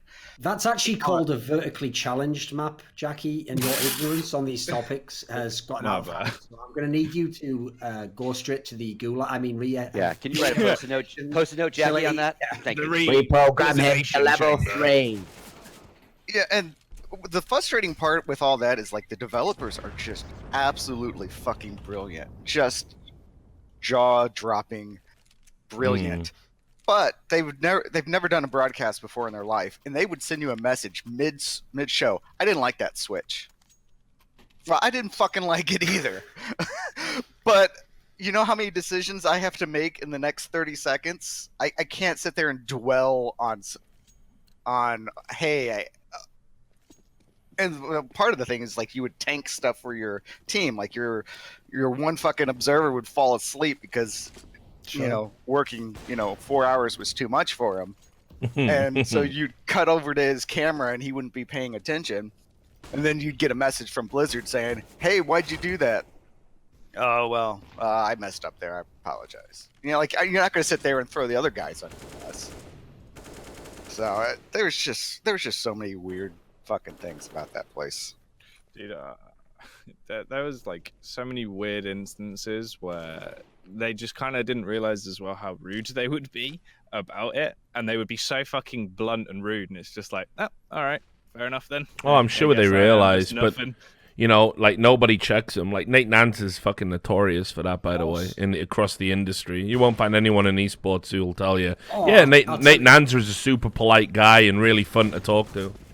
You know what? Even though this isn't actually a bad guy, I'm not naming it for that reason. This is just something that I know. Bearing in mind, actually, one of the stories back in the day you told me, Richard, about Riot, where those people just came in and, like, budged in front of you in a queue for a drink or something, like, get out of our way. Like, I had a story like that you won't even believe, where when I was at Monty's wedding, I was waiting in this queue with everyone else to put my coat in the cloakroom. And I'm not joking, right? Mike Morheim just walks up, literally just walks right in front of me directly, and just walks to the woman and goes, like, put this in or something. It's like, the mad thing was, it wasn't even just me. There was a queue of like 5 people behind us, and I just thought, what world does this guy fucking live in? That's the thing. You live in a world where you're untouchable and surrounded by sycophants, right? Yeah. That's why, in many ways, like, it's actually a shame I don't work in Overwatch, because I am actually, like, the reckoning of people like that. Because it's like, if they think they can just be rude to other people, well, just wait until I don't have my rock star. And you come in and dare to ask how the day is going. In production, I don't mind rudeness. I just, it needs to come from the right direction and at the right time.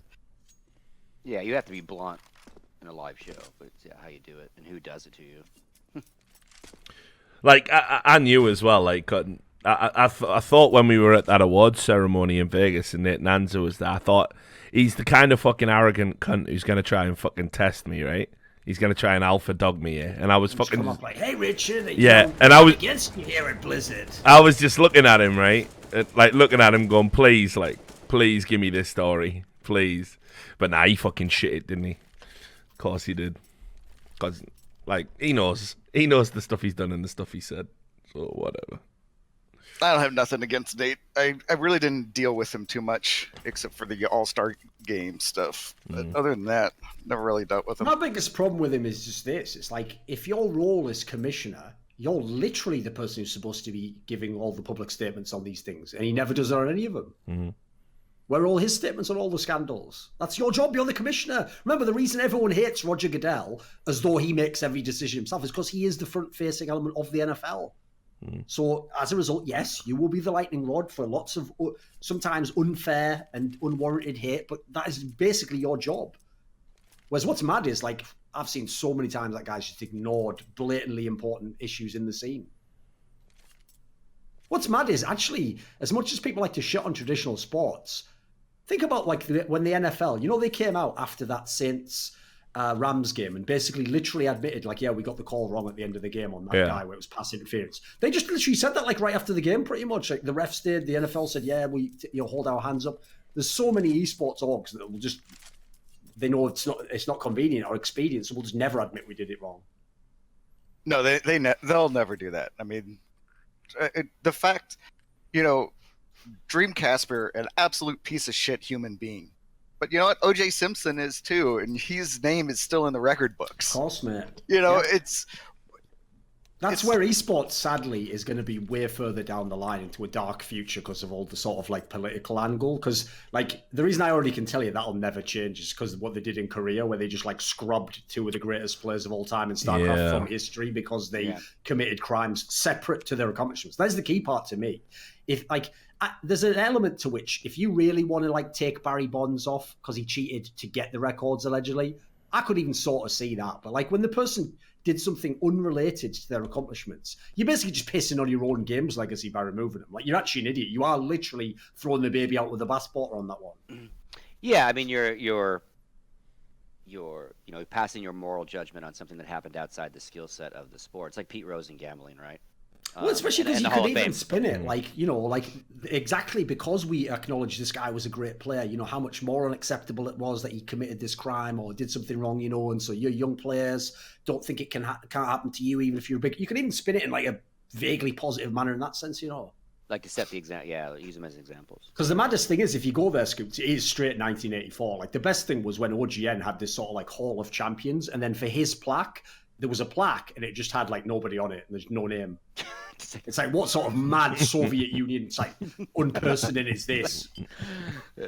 And then I even had it where I did an interview with a player where actually, if you knew the context of this player's career, it was very relevant to ask about that player because, you know, he was obviously inspired by him and, like, he was the next great player to play the same race as him in the game. So I just asked him at the beginning, you know, obviously we don't want to talk about the extracurricular things, but, you know, I'd just like to ask about this player's influence on you, or, you know, early on when you were battling against him, like, was this significant in your career? And the player just literally had to tell me through the translator, like, I literally can't ever say that person's name in an interview, or I will get massive hatred within the scene. It's like saying Beatles. So depressing, isn't it? Yeah, it's crazy. And Alex brings up Alec brings up this Dreamcaster guy. He wasn't ever charged with anything, by the way. He broke. That's also what tilts me, Scoots. Is like, you know, I don't know if you saw, but when I got that was one of my scandals last year, right? Was to imply that, like, when he initially had just, but I remember at first he hadn't even been charged, as you say. It's just that the story looked dodgy, and so they were investigating it. So actually, just as an ethical person, you actually shouldn't really be commenting as a journalist on that as like, oh, he's guilty, fuck the guy. Like, you have no idea whatsoever. So what I did is, by purposely not commenting, and I just pointed out that, like, it sucks that now we will never get to see him as a player because he was a very, very promising player and actually had mad impact on his team. And that was literally taken as, like, because it was like mob justice type scenario. Again, that was supposedly that I defended his crime. Yeah. Whereas actually what they didn't realize was everyone commenting on his crime, which had yet to be proven to be a crime, was actually just potentially, you know, like, smearing an innocent person. You can't know. Yeah. Well, if you look at, like, from, like, it's easier to say from this far away, say, oh, it's a shame we didn't get to see Mike Tyson to continue to fight in his prime. That doesn't mean you're in favor of rape. Hell no, yeah. no. Whoa, you like rape and ear biting, Alchemist? Jesus, man. Exactly. I don't. I'm not a fan of unconsensual little ear sex. nibble once in a while is all right. No blood. I mean, look, I've said it before, and, you know, I always thought if you look at the actual trial, it should have been a retrial for Tyson. There was some gross incompetence going on, very questionable evidence that was entered into the record. Tyson's maintained his innocence as far as I can tell. Just saying. But yeah, again, it's controversial, isn't it? So, can't hold that opinion. The problem I've heard that Kraft had was that he kept trying to convince the top talent at the brothel to take a lower rate.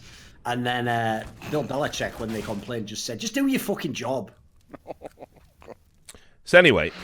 back around. All the way back around. Whatever. But Allegedly. But yeah, like I think it's again, you see all these double standards over Overwatch all the time.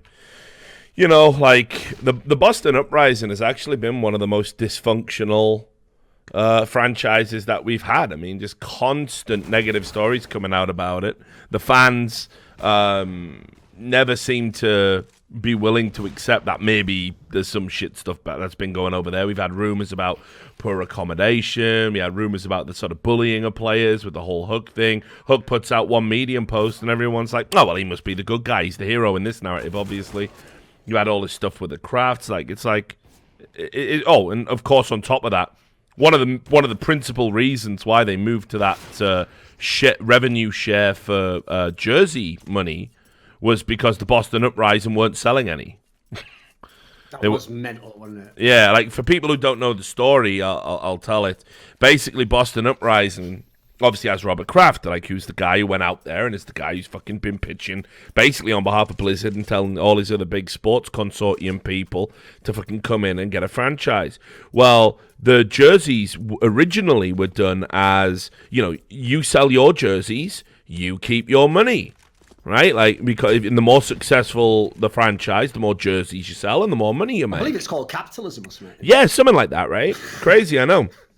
And then anyway, Boston Uprising was selling like fuck all, making like zero money from merchandise. So Blizzard decided, well, we can't have fucking our big boy upset about it. So what we're going to do moving forward is, now we all sell jerseys, but we do an equal revenue share across the board. So if you're, I don't know, a franchise like Houston that sells a fuck ton of jerseys and Boston Uprising selling none, you all get the same cut anyway.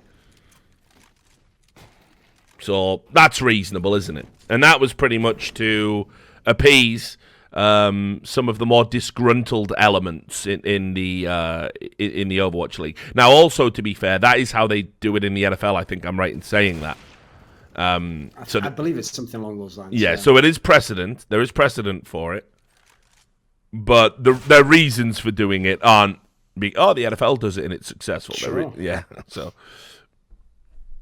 And the difference is, in the NFL, well, the whole point of that is, it's like the idea is you just all try and sell your gear and you know that everyone collectively is going to make money. In this example, you were almost incentivizing people. It's almost like some mad caricature of like what the argument always is against socialism, of like people just sit around doing nothing and getting half the money. It's like that really is what people were doing. Yeah. That's what's mental. So the people who would, like, I think off the top of my head, I think like the Fusion or something were going ham, like selling all that stuff. Like, yeah, they were just wrecking themselves basically.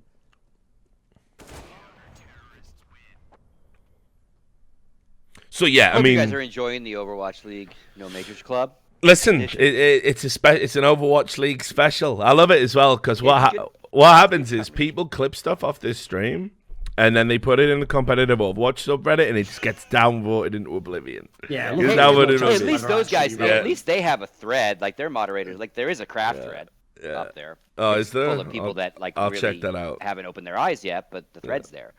That's for sure. Those guys hate me so bad. It's just why? So bad. That seems crazy. Okay, so it's my fault. It is 100% my fault. I responded to a thread when I was in Poland one time doing an event, and I was completely jet lagged. You know that you wake up at 2 or 3 in the morning, you're wide awake, but you're exhausted.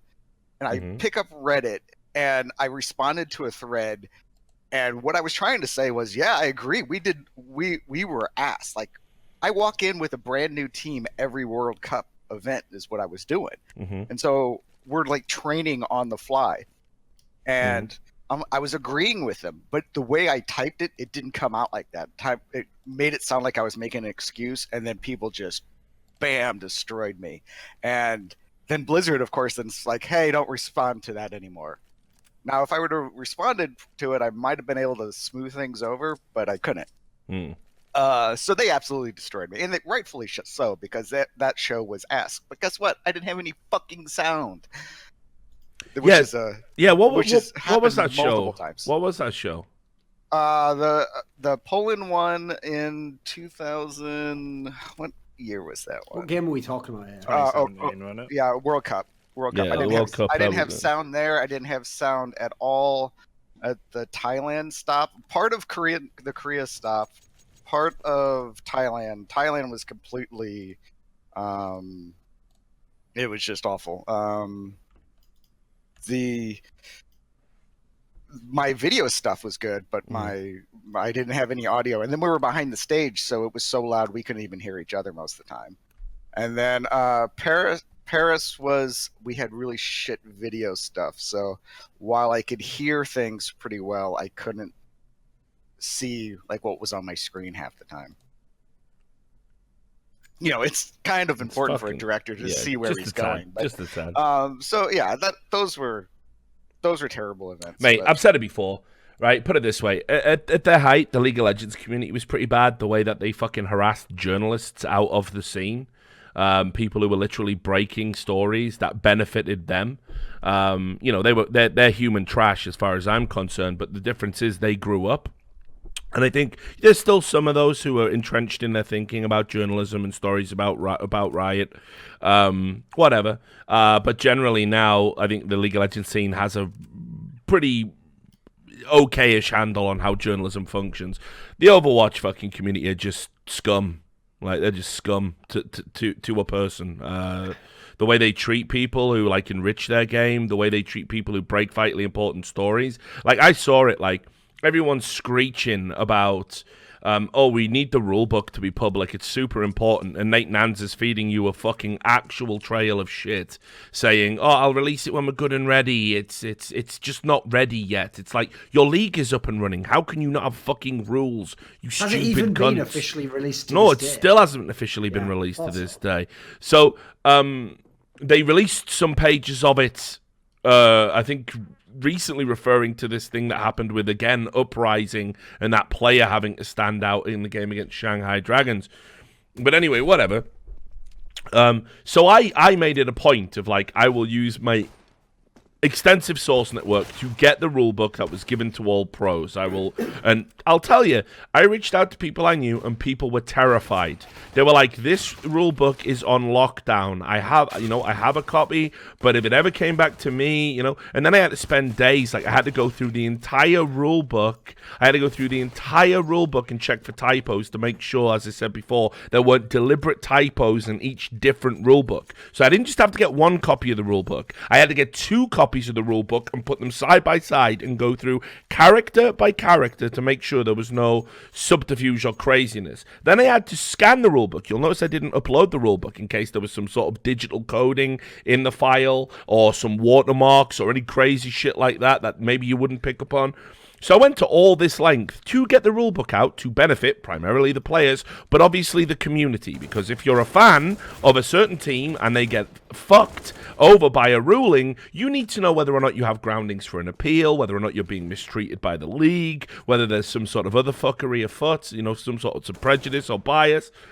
So I did all that. Anyway, the Overwatch rulebook being made public barely got like 68 net upvotes or something stupid. Like they were downvoting it, screeching about how it must be out of date if Richard Lewis got it, or Richard Lewis is there's disinformation here. It can't be true. This can't be the real rules. I did a brief summary of some more of the egregious rules in my write-up, and then people said, "Well, what's the point in reading what's the point in reading this report? He's only highlighting the rules that he thinks are egregious." Well, of course, because they're fucking egregious. You stupid inbreds. He's only talking about the houses that are on fire. He's not talking about all these houses down the street that are perfectly in shape. Why are you only pointing to the fire? It is insane. Competitive Overwatch is basically the inverse of Ben Shapiro's slogan. It's that feelings don't care about your facts. So I did that, and again, like I say, it must have had an untold benefits for Overwatch holistically. Loads of players message me, thanking me. People, I'm never going to talk to these players again. I'm not going to fucking make PR content for a league that honestly is likely to crash and burn and set esports back 10 fucking years. I'm not on board with that shit. I'm not your PR guys. You either get your shit together, then we'll talk. But well, I don't think players were people realize thanking me, that. So all the journalism around Blizzard stuff, people make their entire livelihood off of reporting on Blizzard news. And what you need to do that is access to Blizzard, getting to go to their events, getting to go to their shows. Most of that stuff, those journalists are getting flown by Blizzard to these places. They're put up in hotels. Sometimes they're provided with copy that, hey, maybe you want to include this into your write-up. That type of shit happens all the time. Dude, when all those famous journalists in Overwatch kept saying, like endemic people were like, I can't get a press pass, I would be at some of those events and look around the room and I could just see like half a dozen Kotaku people, some from Polygon, like people who aren't even going to do anything about the esports side. Yeah, I mean, but those other people, they need that so bad they don't want to say anything bad about Blizzard because then they know they're cut off. That's why the big joke was these same people who were reporting on, like all this toxic behavior, blah, blah, blah. They didn't have a word to say when it would be anything like bigger story that involved Blizzard or anything. It was just fine then. No big deal.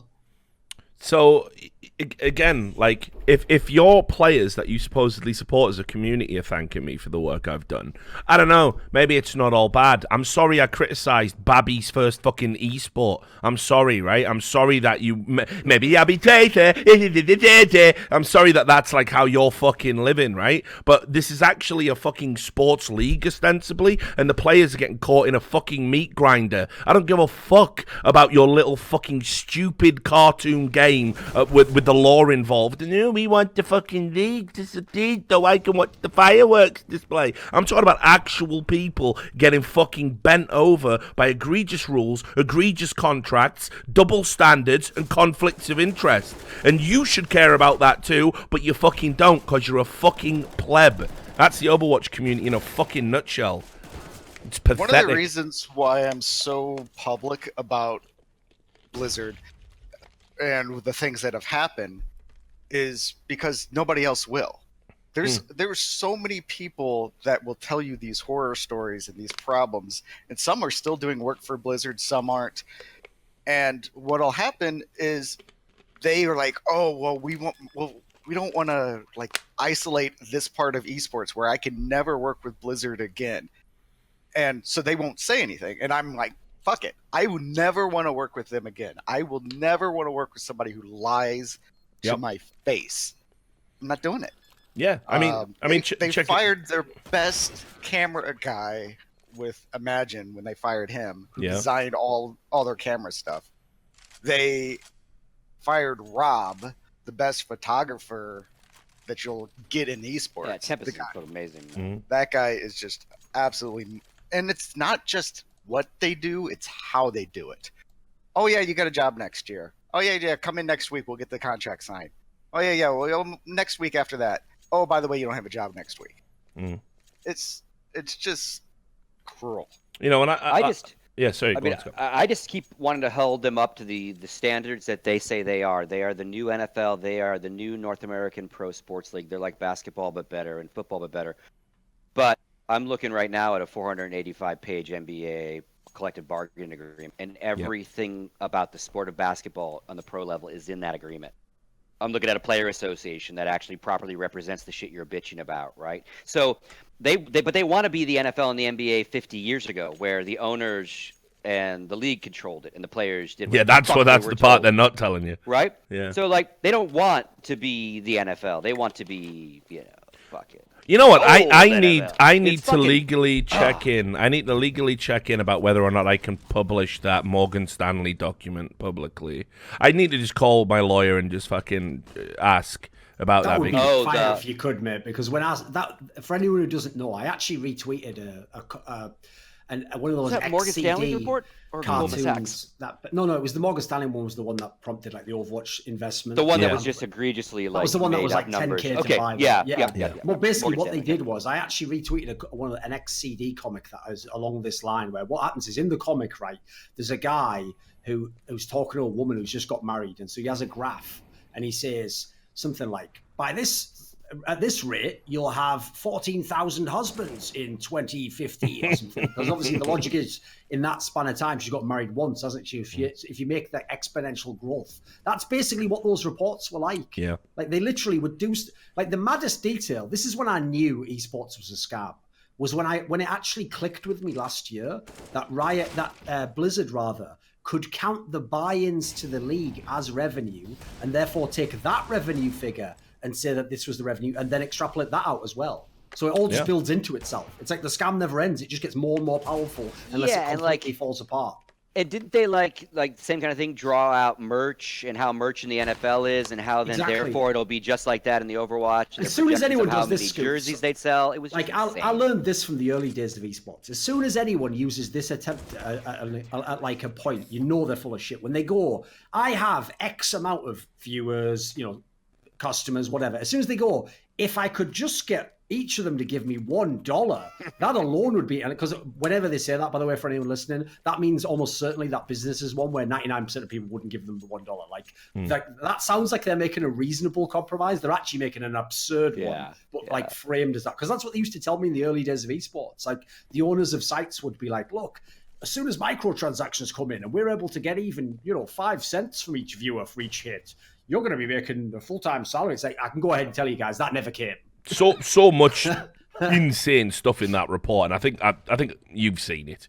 But like, so first of all, comparing it to the WWE, just complete madness. Saying WWE makes this with this many viewers, so a fucking pay-per-view sport. Yeah. So if we have this many viewers, yeah, exactly, and it's been around for fucking decades, So there was that, and then the other thing that's just grotesque about it was the whole boasting, saying, and look at the opportunities for revenue we can get from wrecking players. And they said in the NFL, 54% of revenue generated ends up in players' pockets. In the NBA, it's 52% goes into player pockets. In MLB, it's 46% goes into player pockets. But in Overwatch League, just 10% of the revenue generated will go into the players' pockets because of the comparative nature of esports. Isn't that great? We can actually keep that 90%. Yeah, and I'm like, wait a minute. I have a copy of this too. So you're nervous about like them coming at you? Because it was commissioned. It changes the legality of it. I think because if you have a privately commissioned study that you control and have only distributed to select parties, the person making that information public, I think, might be legally liable under the grounds that it's property. I think.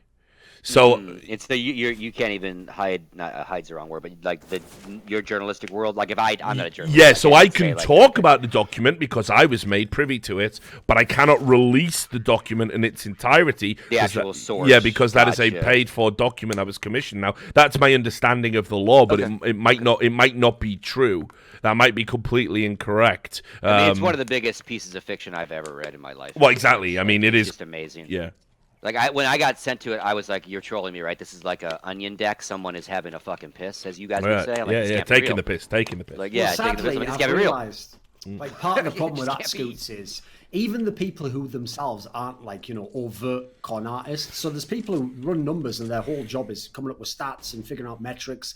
Even the people I know who are very reasonable, if I ask them privately, even they still go with that angle of like, well, who really can know how much revenue someone would make? It's like they've just mind fucked themselves and they think this is all fine, Yeah. They don't realize you are literally selling someone a false bill of goods.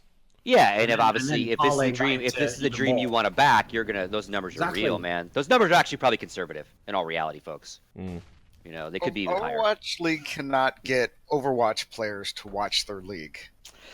And now they're like, oh, maybe we'll leapfrog people who would actually buy our game and have the general audience watch a game that has 30 heroes and 4 map types. That is very hard to explain, and we'll have to do an explainer video every round if we really wanted to get a general audience. And we're not going to put any investment into doing anything to build player storylines or interest to get a general audience. But no, it's fine. Yeah, Sadly, that was actually one of the first things when I saw Overwatch as a game that I actually suggested, and every single person I ever suggested it to just shot it down as like a stupid idea, which was like, why are you using all the game modes? I was like, the first thing I said. I was like, you know how much more difficult it's going to be. It's like if you wanted to do just payload, it made sense. It was an objective. You had goals. You had that. Oh, there's a lot of options you Yes. could have gone with. Yeah, it doesn't have to just be the one that I like, you know. Yeah, there's plenty you could have gone with.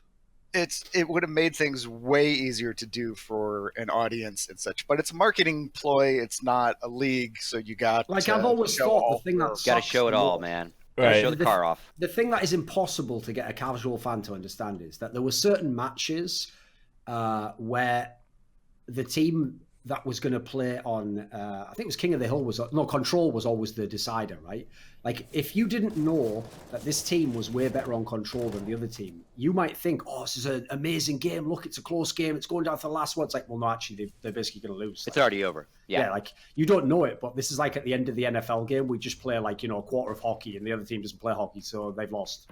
Yeah, or like, you know, Who the the fuck final would want Counter-Strike that? map is Who the would map watch that the that other sport? team always bans. Exactly, Yeah. So, like, right? It's like, no this is one- not going to be pretty. It might be over quickly. So I think one of the funniest parts about that document was when it was talking about esports merchandising, and it said that basically it had 3 cases, which was for success. So in everything it talked about the bear case, which is like the worst case scenario in their mind, which is still grossly overinflated to where it is.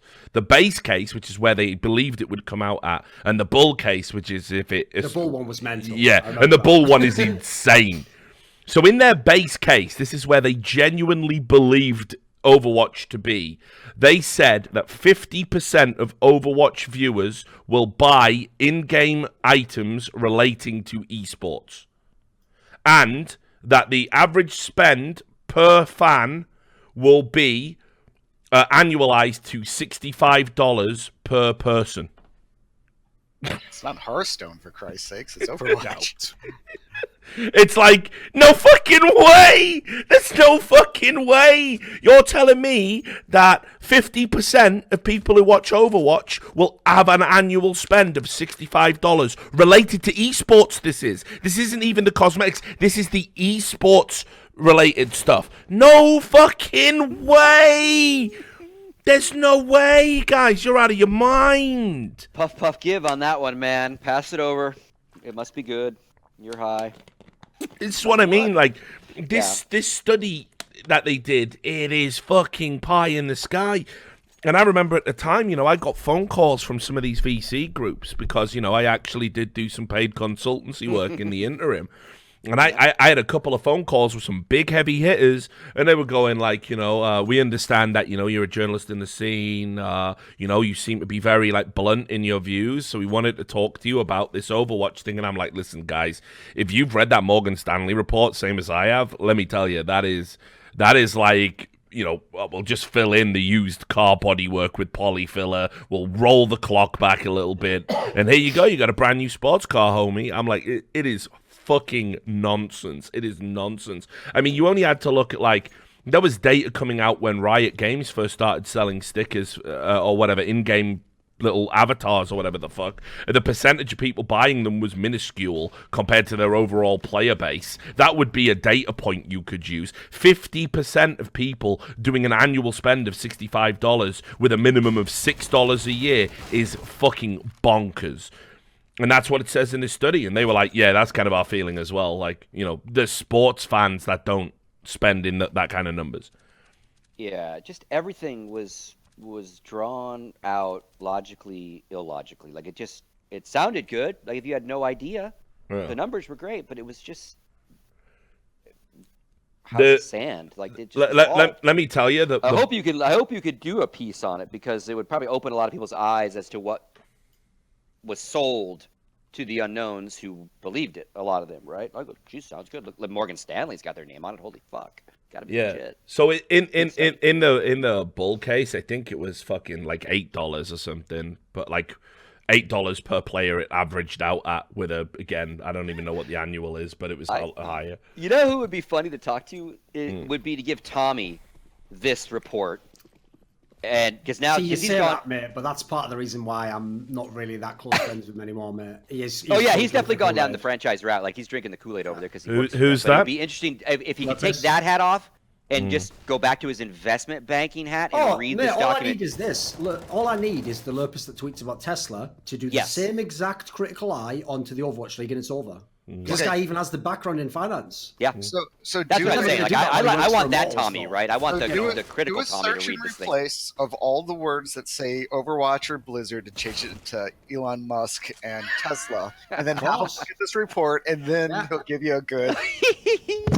And by the way, that's even he would go. They said what? They projected what? You know. Well, that's even a good analogy because remember the reason why people support. Argue against what he says about Tesla is on grounds that have nothing to do with the case, right? So they're like, well, I like Elon Musk, or like, wow, were you just that jealous about the car? Or, have you ever tried driving one? It's like, they do the same thing with the Overwatch. Wow, so you hate esports? You want it to die, do you? Like, well, no, actually, some of my best friends work in Overwatch League, you fucking moron. Well, I have more reason to want it to succeed than you guys. Yeah, and that's just it, right? I'm on the same boat with Scoots, and I don't want the league to burn. Like, there are people I really hate that work there, but there are way more people that I love that work there. And then there's, besides that, what it does to the industry. I don't want it to fail. I really don't. Yeah, it's tough for me. I'm in the same boat, right? Like, I love the people that work there. I got lots of friends who work on it. I mean, increasingly by the day, they're all getting fired, right? But yeah, that's true. You know, but equally, and obviously, there's the huge damage it does to the fucking industry. But then what does the success do to the industry? That this brute force manufactured, duping investors, what does that do to us? You know, like, at this point I'm really conflicted on the whole fucking thing, honestly. Yeah, and agreed. And I want to, because for me it's literally like CGS all over again. When CGS first had their ideas, we were all very supportive. We're all like, oh yes, this is great. This is great. They're hiring some good people. Mm-hmm. They'll listen to those people. Mm-hmm. Their product will be authentic, genuine, all those good terms. And they did a couple events, and then the worm turned. We realized what they were really all about, and we turned instantly publicly critical instead of publicly praising. And same thing with Overwatch. Lots of friends there, right? Don't want any more people to lose jobs, right? Whether they're casters or not, like all sorts of positions.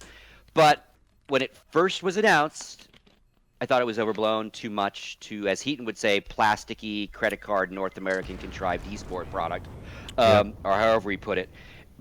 But overarchingly, I want it to succeed in some regard, because if it doesn't, all these assholes that think esports is everything over here, whereas it's actually a bunch of sports, it will globally impact outside sponsorship, because this will be an esports failure. This won't be a Blizzard Overwatch failure at all. True. The industry will have a failure, just like when CGS failed, esports failed. When CXG in Vegas failed, when Click Arena failed, those were not Counter-Strike or event failures. Those were esport failures, and those caused sponsors to go away for years, right? So that's what I am visibly pissed about still, because I'm not seeing like the better side of this. Like, I was critical of it, like going, oh god, I hope this works, but now it's getting worse, right? The product is not improving in my eyes. If anything, it's going worse. Forget the social morality they've decided to interject into their world, and so it in my mind, they will pull I'll go on record to say this will not survive. The Overwatch League will eventually be pulled. The plug will pull. They will never all successfully move to their cities. We will never have 20-plus franchises actually playing each other all around the world in this product. It will not happen. It just won't. It's too big. It can't. No, I always tell people this, for that to happen would literally require someone basically making like an incredible leap forwards in logistics of esports, like concept. They probably have to invent some like mechanism for how you would even set up a league like that. Like you're just inventing. You started from scratch, inventing the wheel, basically. Yeah, there's just not enough revenue there real legitimate revenue based on real legitimate costs they're spending. Like it's And here's the thing. the idea might have worked in Overwatch franchise league, Of you know, course, owned by the Blizzard, franchise but not aspect's this not big, bad. not this Yeah. fucking big. It's just too No, much. that's why I think the real irony is obviously the Overwatch League, with all its investment from outside of esports, has the sort of investment that if esports was legit in the way these reports claim, would all go into League of Legends. Like League of Legends has significantly better foundations, like history, like amount of viewership, etc. But Yeah. what's ironic is people won't invest into League of Legends like that because they look at it and go, well, that's never going to be the biggest thing in the world, is it? So actually, the fact that Overwatch League is so risky and precarious is mainly the only reason all these people are plowing in, as far as I can tell, because you're just selling them that like the upside's so crazy, you know. Well, I think, you know, to use the new millennial term like FOMO, the fear of missing out, does not exist with the LCS products or Riot products. A few years ago maybe, but then Riot stubbed their toes so many goddamn times, right? Getting that really up and running and monetizing it with their initial sponsors. So fear of missing out is very much this Overwatch thing, right? And you can watch all the team owners. It's FOMO in every battle royale that drops. They all have Fortniters. They all have Apexers. Like you have to like just keep grabbing, because if you miss out, if you miss that wave, and this one, I think for this VC world and these sports guys is like, oh, you got to be on the Overwatch train. Like, what are you doing? And again, back to Kraft, right? This guy is their poster boy. He was in all their first interviews with his boy Bobby, and so if that fan base doesn't think that he like isn't important to this project and this business in the sense of how it all got here, and he's just some distant owner of the fucking group that happens to just kind of own the uprising, like your blinders have actually just closed your fucking brain at this point. Dunk, right? tell me what you think of this, right? We believe the fourth largest revenue stream from Overwatch will be ticket sales. Importantly, we think teams and team owners will keep the bulk of these revenues, 90%, versus sponsorships and digital streaming rights, which will be divided 50%. In our base case, Here we go. in our base case, we assume that the average event will host 8 teams from Friday to Sunday in a mini tournament with average regular season attendance of 18,000. That's the base case, remember, guys. That's not the that's not the bull. That's not the best case scenario. That's the normal, what you can expect generally. Every weekend, 18,000 people I around. would just ask you this. I would be very surprised if there were even 10 events in the history of esports that had 18,000 paying customers. Right. Then yes, we estimate this will represent 5% of the local fan base in the average city with an Overwatch team. Wait, do the math. 5% times how many? 18,000? So it's 18,000 is 5% of their city fan base. Mate, they can barely get MLS to actually work in all the franchise cities, but they're going to get Overwatch to work in fucking You need Wisconsin. Finally. Legal needs to approve a story on this, man. Okay. Finally, sorry to cut you off, Jason. One more sentence. Finally, we arrive at our numbers by assuming the average ticket price will be $25. Get me out. Most What is esports the average games don't ticket even price? cost that. Wait, this is their 4th revenue generator, too, by the way. So this is how high 25 times 18,000. Somebody do math. Is there something in there about like did they pontificate on like viewership numbers?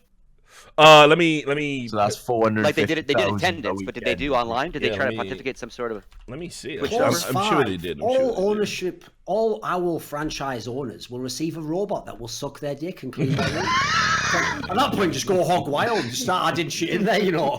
You get 3 wishes. I know it's not full survival, is it? So just go wild. Okay, so but That's what Robert this Kraft tells was you trying to set how. up, So allegedly. that's the public face. But behind the scenes, they are so scared of what 2020 is going to be. They scaled back the production so much this year, saying, "Holy shit, we can't afford to do this every week and travel this many people. We need to start cutting people." And that's one of the big things why they started cutting a huge amount of the staff. Oh, of course. We got to see how small we can make this show. The logistics of that. Oh, it's okay. Here's the other story. We're having a talk about it. They had like a team that was working on the 2020 thing. And I was talking with them. I go, "Have you guys talked to Adam Apicella at all? He works for you guys." And they're like, did they like cower away? Like, no, they said who? And I said, you know, the person who's put on more esports events than anybody else in the entire fucking world works for us. He's in town this weekend. You guys should meet. I remember the And I know viewing they numbers. did, I but remember I the don't- I viewing don't know if numbers they did. stuff not being that crazy. I remember actually they set for the regular season they set very tempered expectations I think in it was this something document. mental, mate, like But 20K or something. no, Well, but I know yeah, that but some it of was, the it owners was the said playoffs on record where, saying they hope they got 40K. But I'm just wondering if Morgan Stanley did they have a TV number so in let there? me see.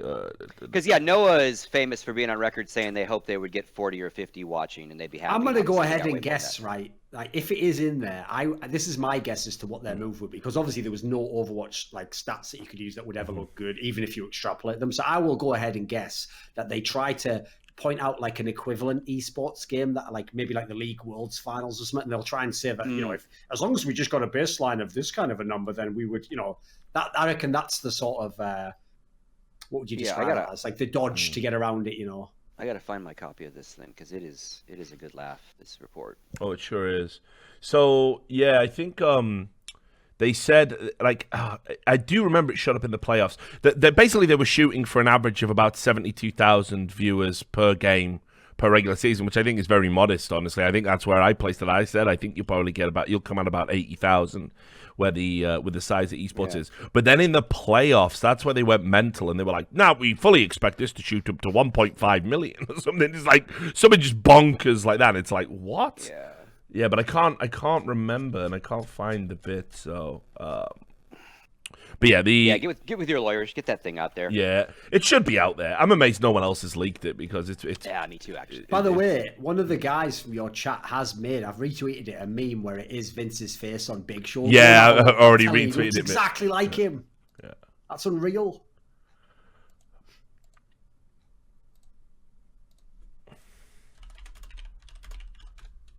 All right, third map. But yeah, honestly, dude, like that fucking document is just a laugh a minute, dude. Oh. It is so good. I really. But when you read it and you take off like your logic and reason cap and you put on your "I got millions of dollars and I don't know shit," then you go, well, if I presume to believe Morgan Stanley's report, where do I sign? Right? I'll tell like, you a little story, which is sad. Like, this story is a complete indictment of the scene that esports has created and where it's going. So I had some people wanted to basically have me do a little bit of consulting, and they just wanted to like, you know, throw some teams at me, CS:GO teams, and say like, you know, what would happen if we were to buy this team? What do you think of this team here if we were to pursue getting them? You know, if we got this team, could we move it to a different region and rebrand it anywhere? You know, simple questions. And I told them, right, I'm not gonna sugarcoat any of this. I'll tell whatever you ask me. I'll just tell you straight up, like my opinion, the same way I would if someone asked me in an interview or on a desk or something, you know. And what happened was, as they were going through all these teams, and a lot of these teams, by the way, weren't like complete nobodies. A lot of them would be ranked, say, like in the 15 to 30 range within global Counter-Strike. Every team they would ask me about, even though they're the ones asking me, as I would explain the context of like, well, actually, you know, this team is maybe like stuck at like 17th, and you know. Unless you're really willing to pump in a lot of money and buy players, they're probably not going to ever get into the top 10. As I would explain every sort of like tempering reason as to why you wouldn't go crazy. First of all, they would argue with me and say stuff like, well, no, but is that true though, Thorin? I mean, on the Gosu Gamers ranking, they are ranked 7th. And I would say, like, first of all, don't interrupt me when I'm talking and I'm the expert. Like, you don't know what the fuck a Gosu Gamers ranking is. So don't bring up nonsense. And no, that is irrelevant, you know, and I'll give them the reasons. And what's mad is every time I gave them what was actually incredibly valuable advice for these people, so they don't raise $100 million and waste it, they would almost be like annoyed that I was like harshing their buzz, as it were.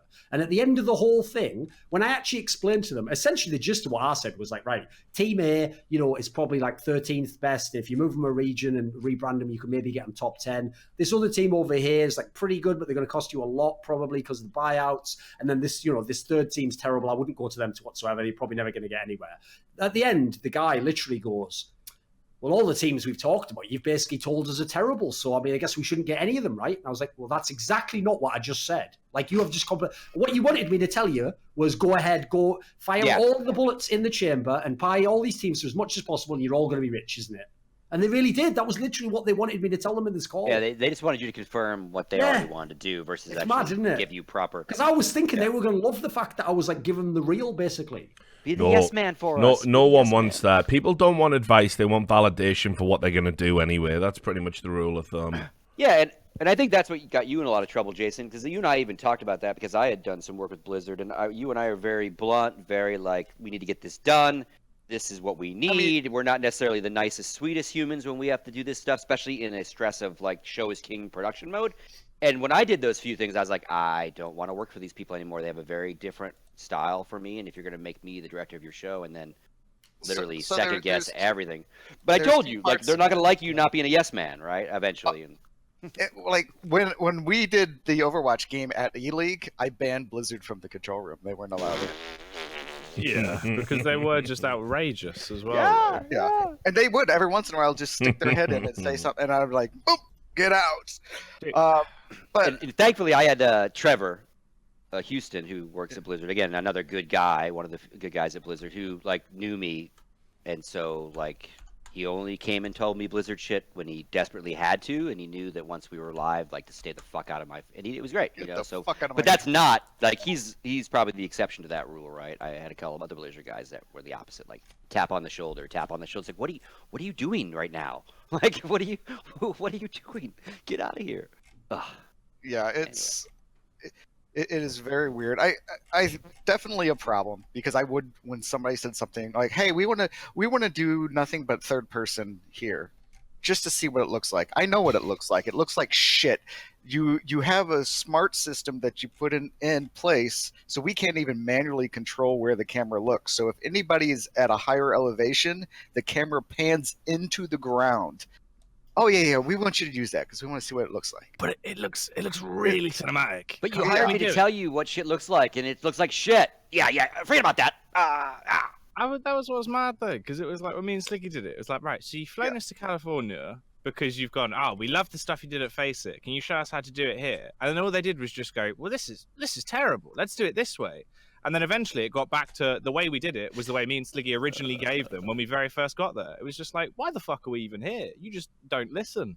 And because we didn't instantly agree, we were cunts. We had all of like stage one was constantly them saying, we want this, we want that, we want this, we want that.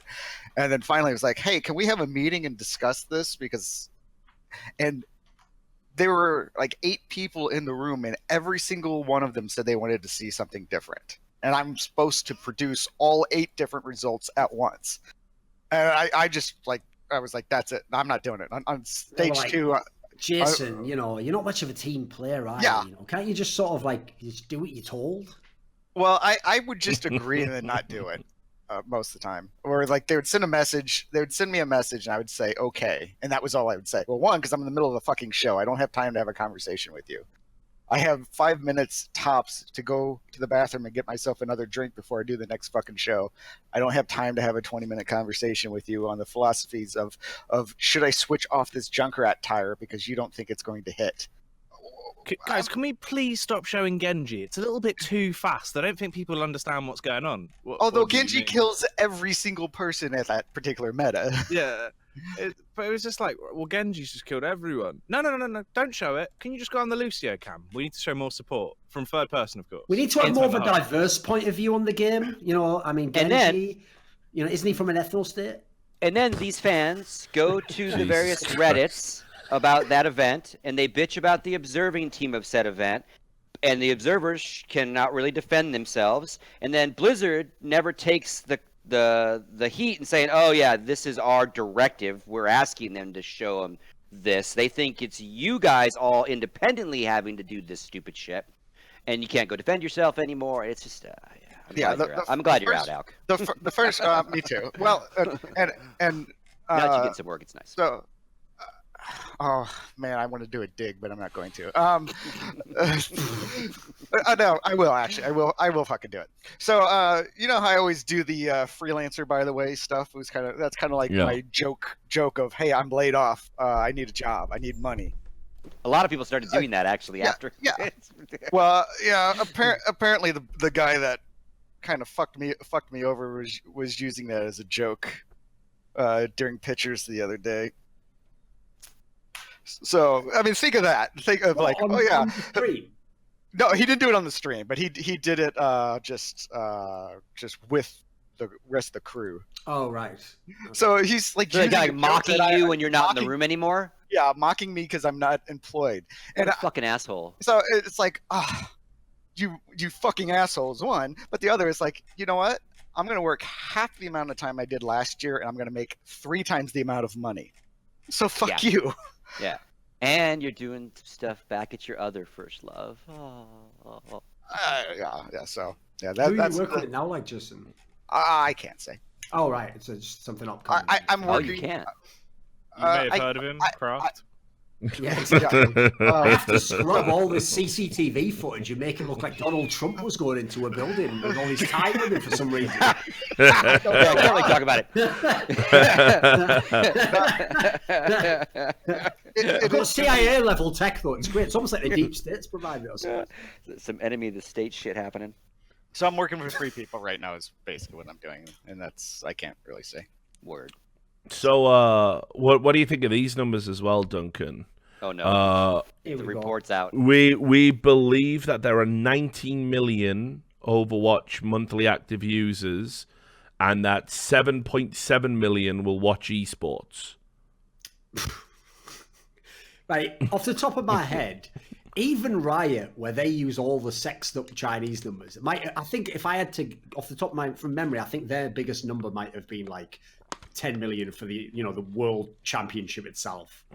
So the idea that they have that for like the regular Overwatch League is obviously pretty interesting. Bearing in mind, like the maximum they've ever had on streams, what 400k? Just off by a few million. Yeah, not bad. Like, But put they, it this way, but I in just what- don't understand what why job they could you scale tell your it down. boss- Think about this: if you're an employee, in what job could you tell your boss, "I'm going to give you 9 million of something," and you give him 400,000, and he goes, "Close enough. Yeah, No problem. we're good. That's fine." But it is You tried your interesting. best. It is interesting how they then temper that and scale it down for the online viewers to be like 70, 75,000 or something. Because I mean, I don't know. It seems to me. I guess, are they assuming that it's a different 75 every time? Because I mean, that doesn't make any sense either. Like you I watch actually feel your bad for- team and then you turn off and then a new 75 come in and start watching. Is that what they think? I actually do feel bad for the Overwatch League, because if they'd have just launched this league about 5 years ago, they could have had all the fake view botted numbers they wanted. I know it's true. Jokes on them. Yeah. Let's have a look as well. The early bird gets the worm, as a certain Overwatch League owner used to always say when he went for the happy hour. It's the way that's just so fucking memeable as well. I know. Why do all the scandals? The in Overwatch Boston- have to be prime meme material? The Boston Uprising Discord had this like it was like craft thumbs up emote, and they've removed it, mate. Jeez. They've removed it, thumb mate. up Yeah, then. yeah, that's gone. Like that's gone for alleged reasons. So just saying. Did they replace it with the whole fist or the whole hand, or Christ. does it have a twisting motion, or is it the straight up? It was and down? like when all the official teams got told to remove the Pepes from their Discord. That's pretty funny. That stuff just drives me nuts. Yeah, I think it drives everybody nuts, dude. Someone create a Robert Groiper craft. Don't do that. Yeah, Groiper's where it's at, mate. That's one step ahead of Pepe. Fucking griper, man. Banged. Is actually gonna lose, isn't it? Hopefully. It started. It Is it? started. Pistols Looking on. good. Yeah, the pistol round's on at the moment. And Hey, Nolan Scott. Cole's about to win the pistol, T-side. Yeah, Scott, tell the story of getting yelled at by Jason Lake for not making fraud MVP. Reasonable. Wait. Which lake story is that? There's so many I can't tell. We did that Counter-Strike Source event, and Oh, that's not why we it got. was- That's not why we got dinked, though. You talking about the Chicago event? No. 'Cause that's when we playbooked them. There is so many different ones. No, the one with Wheat and Midway did the casting, and they gave Machine or somebody the MVP, and Lake Oh, War called Machine. your house. Yeah, War Machine. Yeah. Okay. Lake called your house and started yelling at you about it. Is this maybe like the Newegg tournament or something? No, it was just like an online, like a weekend right. tournament that Okay. we did. You don't remember? Because there's been so many fun things. He spent so many years repressing all the By the stories way- and not telling them. Yeah. Listen, And I love Jason Lake. There's nothing Yeah, wrong exactly. with Jason Lake. No, But to speaking me, of it was just hilarious. Of like, here we do a little broadcast. We work our I ass actually off did all see weekend, and then something. you call him. He calls us up. Oh and yeah, yelling yeah, at it's us. all coming back. It was Wheat and who? At the house Wheat and here? Midway. Okay, yeah. Here, right? At my house? Yeah. Yeah, I do recall that now. Yeah, and I remember going like, "What the fuck are you?" Yeah, it was, but it was before we moved into the studio. So what event were it we was at covering? your house. It was just, It just wasn't like Code an 5 Intel, Russia. It was an Intel. No, it wasn't an event. It was like a little show match thing with like a 4-16 tournament. Yeah. Put on. It was kind of almost like an EG Masters Cup, but it wasn't an EG Masters Cup. It was before Yeah. that time, but that same kind of show matchy format. Yeah. Now I remember. And I was like, "What the fuck? We invited your team?" And yeah. Now I remember. Yeah, he yelled at me. I yelled at him back. Speaking of Jason Lake, by the way, I did actually see today on He's his a different Twitter. guy. I'll put it in the general chat here on this server, right? Look at this image where it's him and it's Sapphire, right? Who's obviously a famous like observer in CS:GO.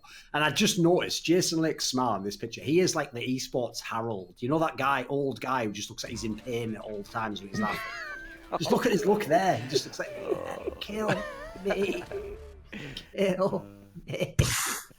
I just want him to get a new attire. Like, I constantly give him grief about I have forever, his white shirt, red tie. It's like, why are you wearing a costume? Why are you wearing a uniform? Like, I know. come on. It's because he's like Vince McMahon, isn't he? That's like, that is Yeah, his, it's like his he's wearing the outfit. red power tie. And Exactly. And of course, back in the day, it was very disheveled by half the day. It was untied partially. And, it was. Jason's come a long way. Let's just give Jake credit where credit's due. He's changed his life around. But the biggest. Not even any Coors Light stand on it. And Yeah, he's never really abandoned Counter-Strike. He had to leave every once in a while, but he's always kept his heart in Counter-Strike. I mean, there's stories that can't be told, but the biggest story that pissed me off back then, and we buried the hatchet long ago about all this shit during the StarCraft days. Even we buried it. Was with Alchemist is in the channel. So like we at GotFrag, if you guys don't know, if you're a new viewer to Richard, helped work at a website called GotFrag. It was English news coverage site, Counter-Strike, then other games as we kind of tried to expand the base. Long story short, we had a couple guys that started doing playbooks of the teams, and they would go watch all the demos of the team, and then they would kind of break down what they'll probably do on pistol round, what they do on buy rounds, and they were pretty good solid playbooks. They were good enough playbooks that Jason Lake banned us from interviews and talking to any of his players because we had let out their strats. And he was so pissed that this news, this ESPN of esports, whatever you want to call us, had actually taken public data, crunched it, and assessed what they might do, what their playbook is on various maps. Because again, it was a pretty solid fucking playbook. Bootman went on to get hired by teams to do these things. And he lost his fucking mind. It's like, you are giving the competitive advantage to 3D. You fucking hate us. Our players won't fucking talk to you ever again, right? And we didn't know this till Alchemist and I get on an airplane. We go to Chicago to cover this little, qualifier. I don't know what it was a qualifier for, but it was a qualifier. So we went out there. Yeah, it was like one of those. There was like 4 or 5 qualifiers going on all at one time around the United States, and so like we split up all the teams. Yeah, so, and you and I went to Chicago one, rent a car, do the whole thing, because compLexity is the team there, right? It should be their qualifier to win. A few other teams there, but they kind of were the one. And we roll in. I'm like, hey, what's up, Ward? What's up, for Danny? And they're like, hey, we can't talk to you. And I'm like, what are you talking about? He's like, we're not allowed to talk to GotFrag. I'm like, can you and I talk? Can we talk? He's like, yeah, no, we can't talk to you on the record. And I'm like, what the fuck? And he's like, your playbook, dude. Lake is fucking furious with you all right now. And I'm like, wait, we did our jobs, and this guy, this owner, is not gonna allow us to give you press and talk to you and about. He's like, nope, you can talk about us, I guess, but we can't give you any quotes. We can't do anything while we're here. I was like, okay. So I call Midway and everybody else. And I'm like, hey, we're here. We flew here to talk to compLexity, and we brought audio equipment. We were gonna do interviews and shit, all this stuff, and because they were the team to beat, right? And I was like, this motherfucker. Like, are you kidding me? This ego of this man, that like Bootman was doing exactly what he should do, right? Taking, like, it's not like we broke in to the Watergate Hotel and stole this goddamn playbook, right?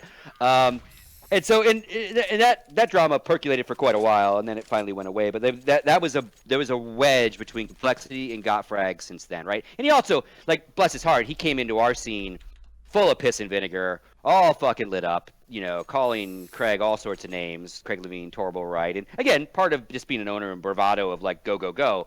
But, like, he was a contentious character back then, right? You know, you ask some of his ex-players, not necessarily the best experience at times, sometimes the best experience, like, the yin and yang, right? Best in both, best and worst sometimes. But again, totally, almost a different man now, I think, in a lot of ways. Grown up quite a bit. I'm happy that of all the people that got some NFL money, I'm glad he did.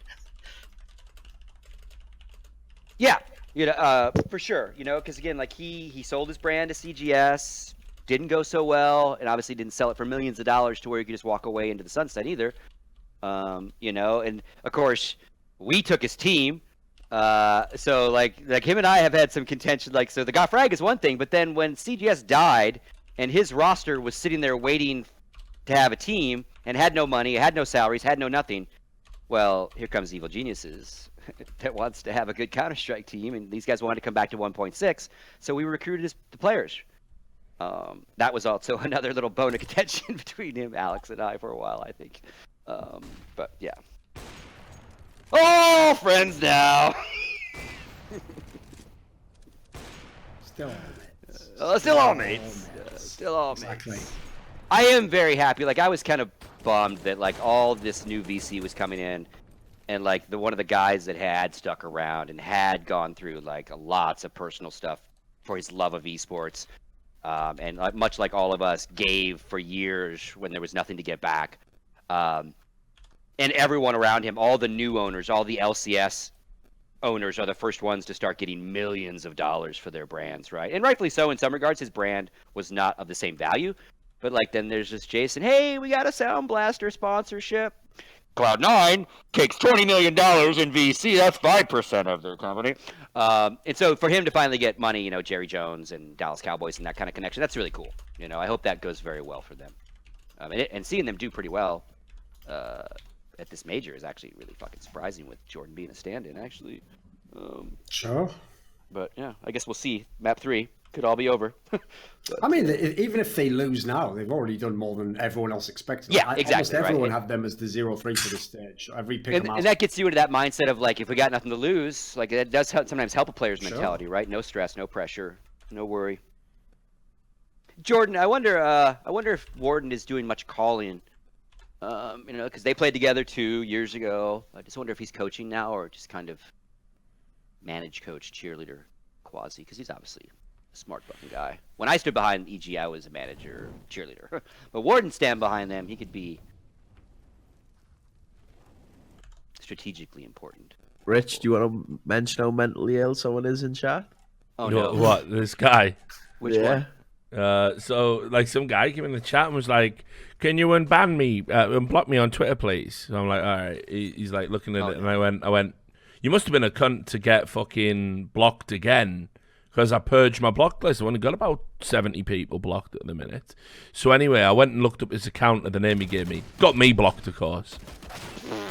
Reasonable. I don't even think he's on my block list. He's blocked me. Like, rocket scientist there. Yeah. Can you unblock me? I just can't see your tweets at the moment. You got me blocked, you mad cunt!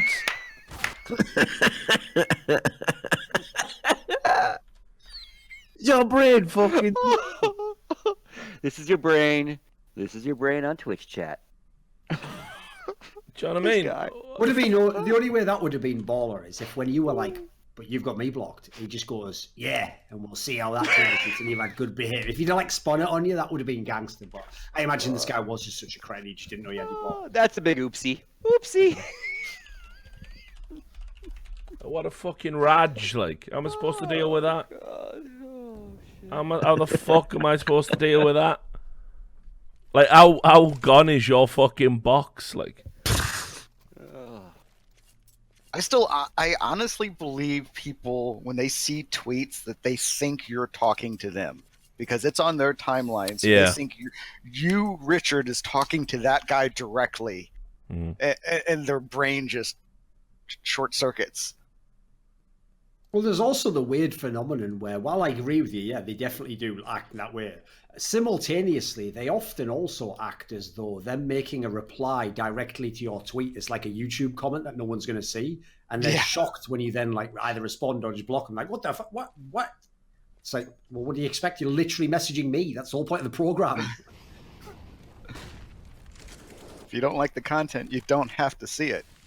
I'm all up for debates and discussions, but when people start going way out there, like that fucker that was talking with Scoots the other day. Of course. You know, like, I'll summarize that guy completely, right? Because that wasn't even one where it was like a debate. Like, you know, I have some information and opinion, you have some different information and opinion. It's like someone who just did the classic mistake a lot of people make, which is they come right out the gate with a factual inaccuracy. So they're just provably wrong from step one, and they just refuse to take the L and just keep doubling down a million times over. And eventually, I've always thought the most genius dodge ever is they will eventually deny it so often that you call them a cunt or something, and then they fall back on like, no, well, it's not to be rude. Oh, you got to resort to insults. You guys, but I call Reasonable. someone who's a cunt who's just been wrong 700 times and completely wasted all my time, and then still, you know, like, I would go ahead and say that's.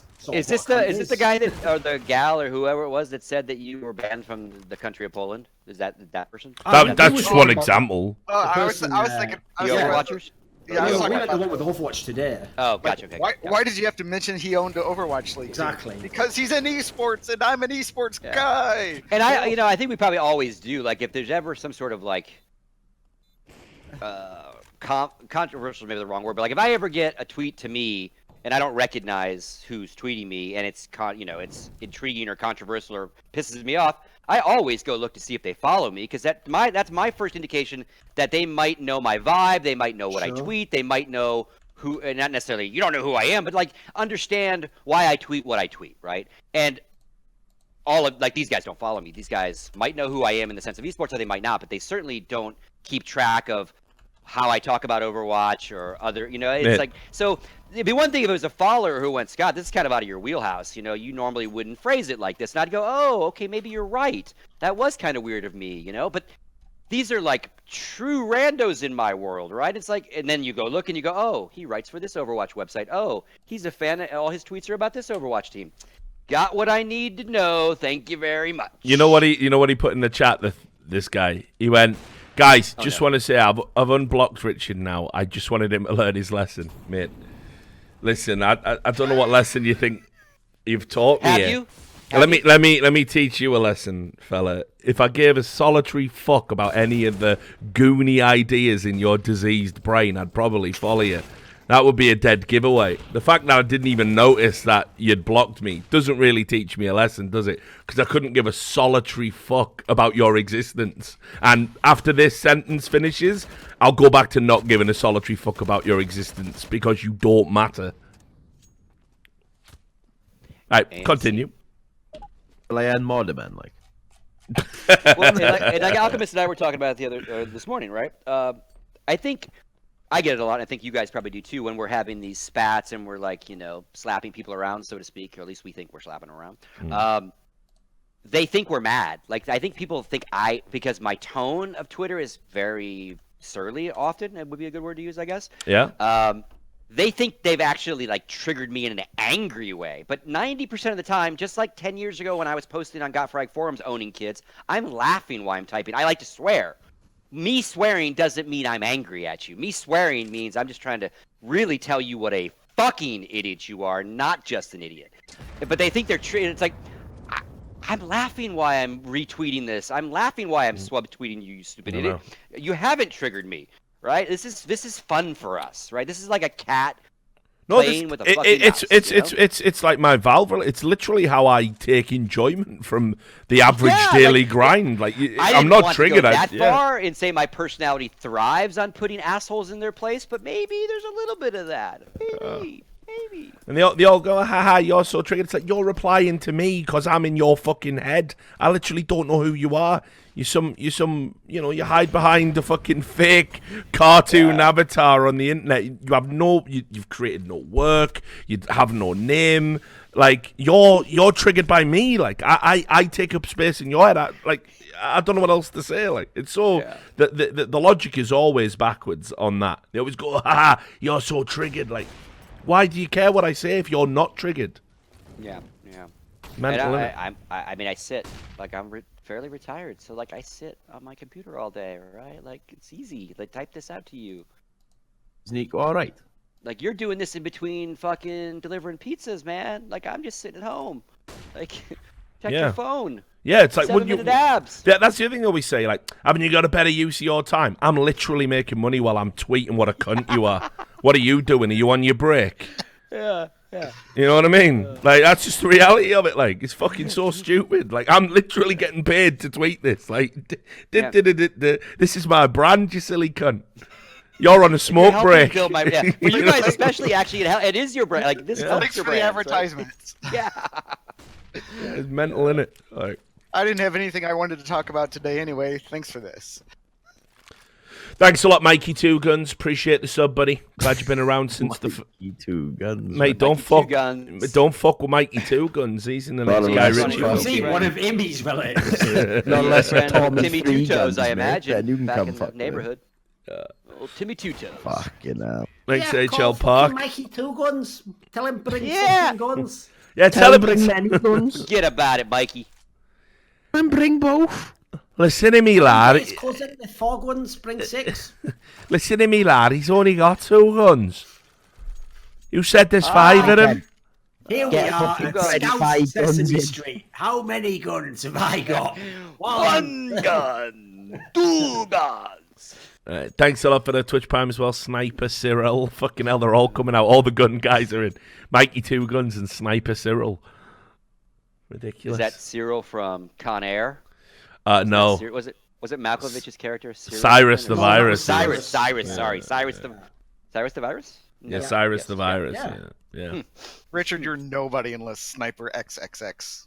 Yeah, Sniper Wolf 420 XXX Pussy Destroyer. If he subs to you, you fucking really made it, you know.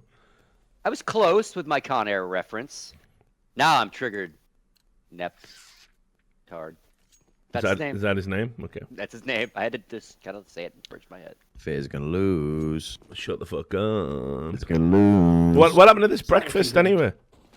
Well, Yeah. you went silent. is And the I asked what egg you benedict? wanted. So you have I can't actually- fucking read your mind. Wow. I haven't ordered nothing. No, I haven't ordered nothing. Wow. Oh.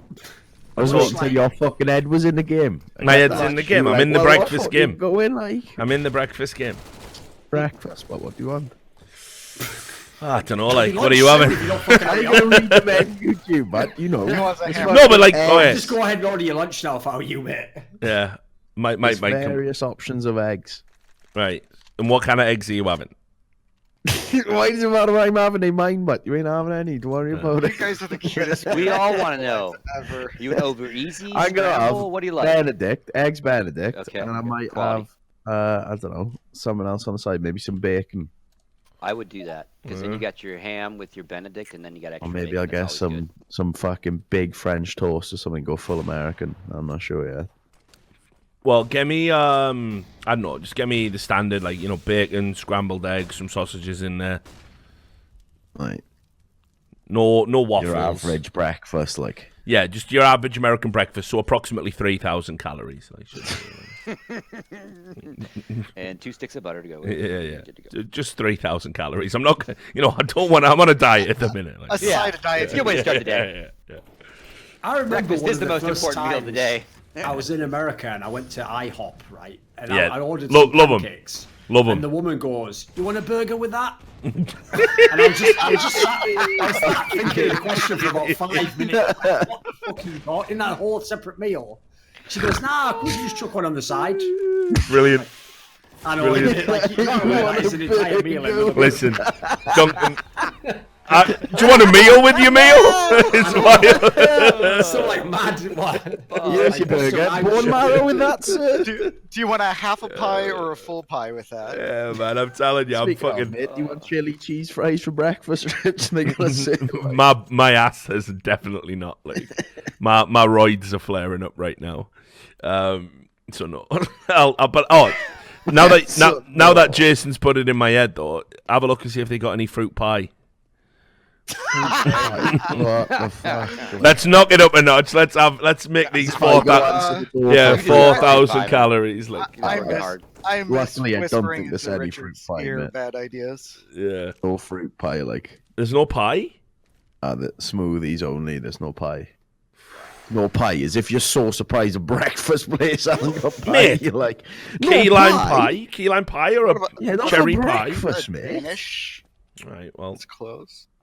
yeah, I'll take. Oh, they're so blind. A breakfast. Yeah, I'll just take the breakfast and that. Oh, Make sure it's not turkey sausages.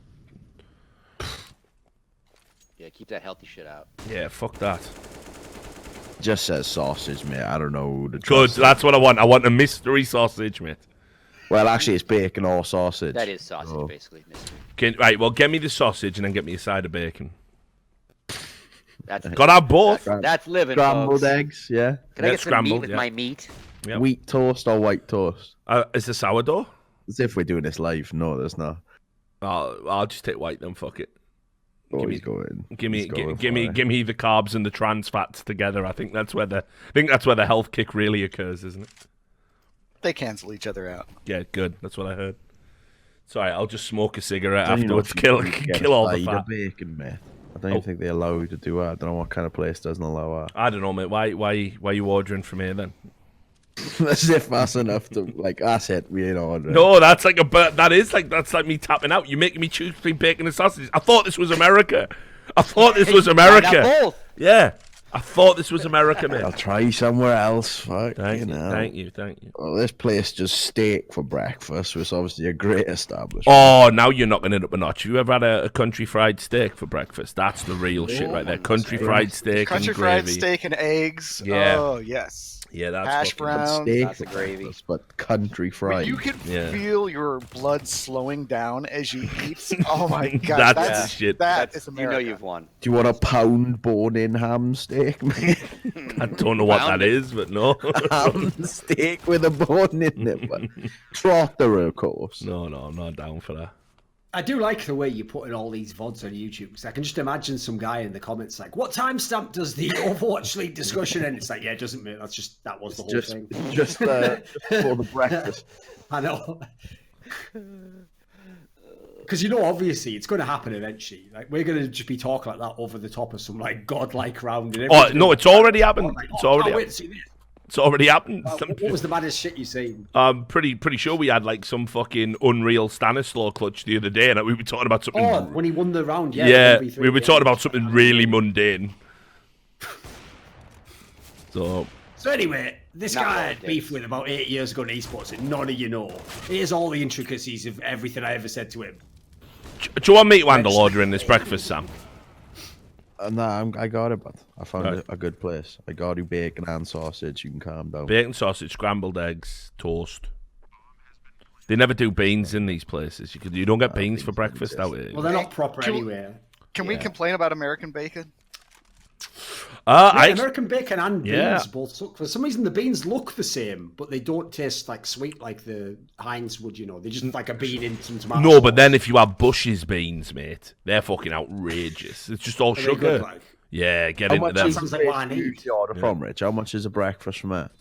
The place I usually order from, about $15. Like, Okay, this. Well, I thought this was American bacon outrageously is pure expensive, but garbage. It's all right. So I went to Australia and it was like the first time I actually left America. I went to Australia and I had their fucking bacon, and I won't eat American bacon ever again. I'm because they do the big thick rashes, same as what Oh, we yeah, do in Britain. yeah. Yeah. Yeah, fuck that. Like we've been lied to our entire lives.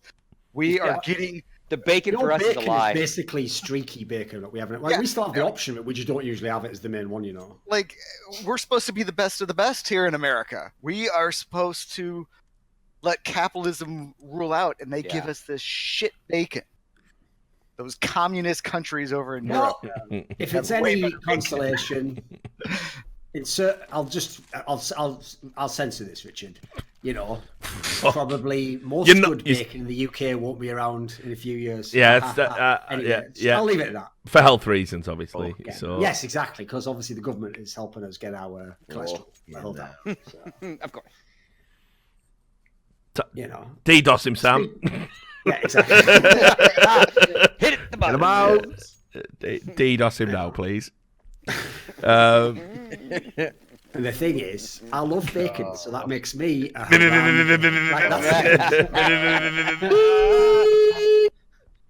Right, anyway. I have to lay button up really away. Yeah, no, we have to set it up. Have you are you there? Is it in? Or you want me to do it? I'm doing it, but I'm doing it. Calm. Right. Wait, are you there yet? Is it in? Do you want me to what? I know this What's is going on over there? What happens in Vegas? and VOD starts now. Oh mate, this place doesn't do fucking eggs Benedict. In the pipe. Right, look, mate, I'm taking charge of this. This has gone on too long. Like, Don't bad, because I was going to order two. It's almost lunchtime, gentlemen. no. Like, seriously, I'm on the breakfast now, mate. I get it. Can I But give does you my that address place in do Phoenix? Can you hit me up fucking, with something? eggs Benedict, by the way. Yeah, no, mate. I'll find that eggs Benedict for you straight away. Like, Right. you think I don't know where fucking eggs Benedict lives in my fucking manor, mate? You out your mind? You're gonna show up with a fucking French toast now, but there he is. Look, Benedict. Look. People are just gonna have no sound while I do the mad thing.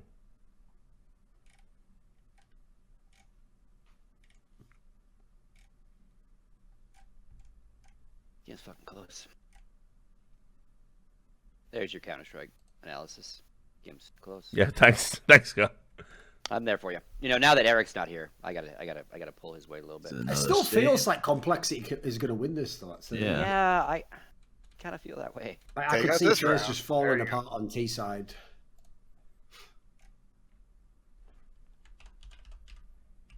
Man, I'm gonna be cruel, but I want to just see a montage of Nico being mad at the end of the game because that's my favorite.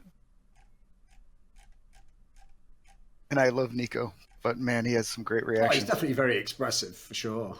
Yeah, like that's the reason why those Swedish players were always so tilt-worthy. They sit there, win or lose, don't they? Just like, yes, that is the game. It's like, brilliant. Yeah, it's all the passion that you have for the game that really excites us guys. Check out this buy for FaZe in the last round, mate. Great. Looking good.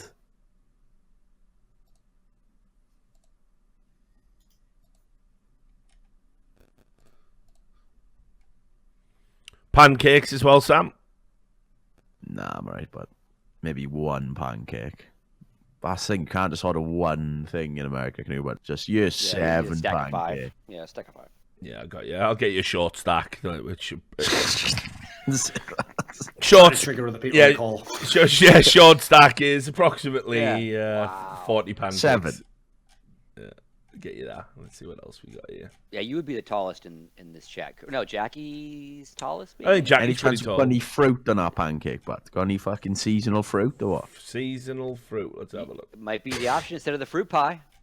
Kind of mix it up. Yeah, I didn't think about the pie when I started ordering. Now we're from analyzing this your place. breakfast. Yeah. The thing is, Sam's got one thing right. I can't get pie and his eggs Benedict, so it's not worth placing 2 separate orders, is it? No, not for a pie, ridiculous. mate. Come on. Young Adren going off. Didn't matter, of course. Gonna lose the round. Yeah, gone. I mean, you're polishing brass on the Titanic with fucking seasonal fruit. What do you think it's gonna do? I just want it, but I need to eat something human when I'm in America instead of just fucking. Mate, there's a banana in the kitchen. I distinctly saw a banana. Yeah, it must be up your ass. What happens? How do I have to fucking deal with this? Richard only puts. How am I dealing with this? What is that about? Peeled or unpeeled? Fucking yeah, exactly. You can peel it. Yeah, it's unpeeled already. It makes it all its own lube, doesn't it? You're mentally ill. Like, you need Frozen, chocolate covered. Well, chocolate covered. By the end, it was. I'll tell you what, everything ends up chocolate covered. This is the most juvenile conversation I've ever been a part of. Like, can I just say it? Like, can I just add that? I'm not even wanting to know. This is fucking ridiculous. It wasn't. The thing is, there wasn't any connection. It just goes, "That's beat up your ass." It's like, well, I mean, just make stuff up, I guess. Yeah. Adult, please. I didn't make nothing up. Restart the VOD. Yeah, VOD starts now.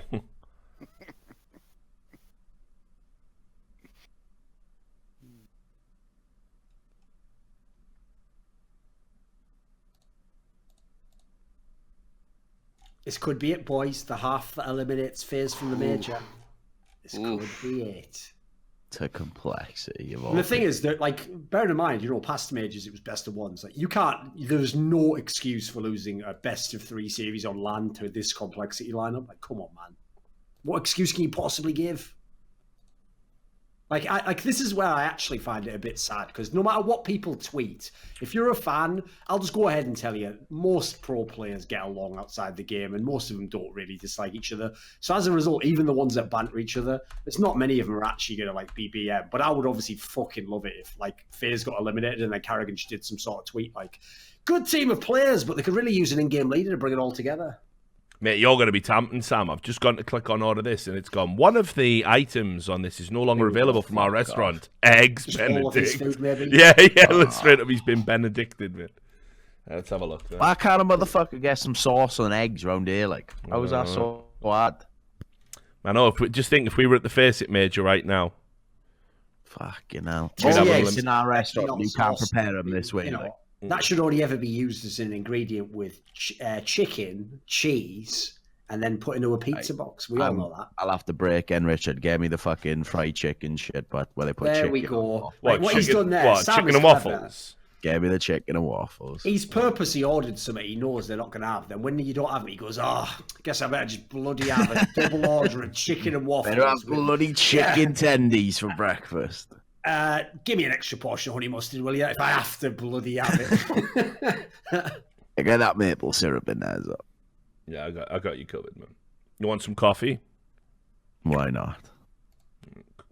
Chicken tenders are pretty good, though. It's just what I didn't appreciate was paying like $25 for them at the W Hotel in Atlanta or whatever it was. Like, that was somewhat unreasonable. Yeah. Like, that hotel is one of those ones where when you order from the room service, they go, sir, that's going to be a $5 charge to bring it up. It's like, I even just asked them a few times, so what is the purpose of room service then if you're adding an additional fee to bring the food up?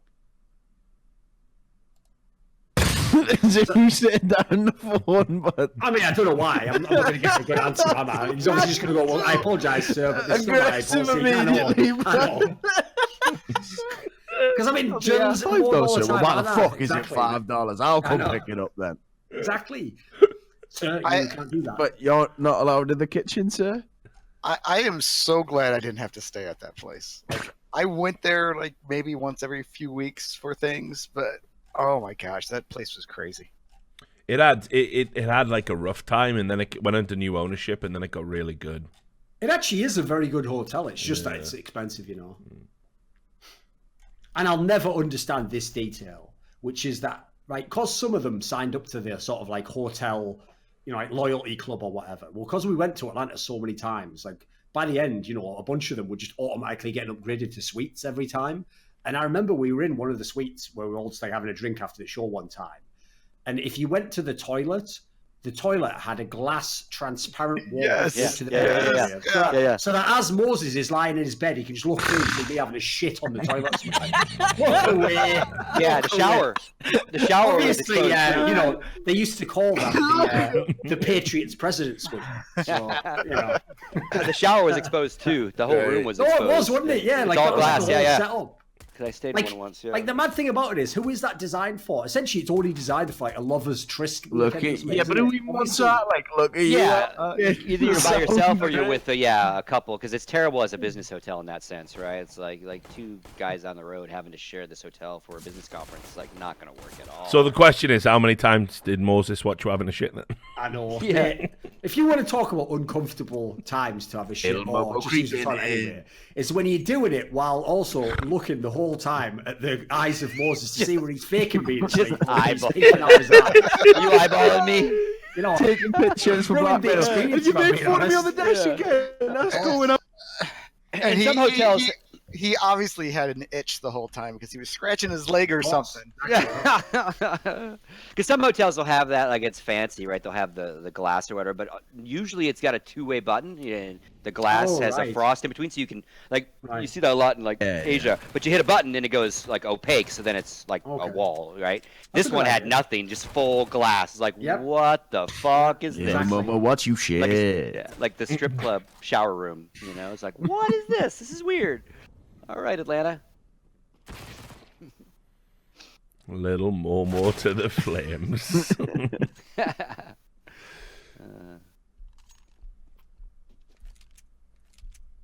old Momo. I knew somebody was going to make the XX Sniper 420 Pussy Slayer XX account and say something. So congrats. Congrats on being that person, whoever you are.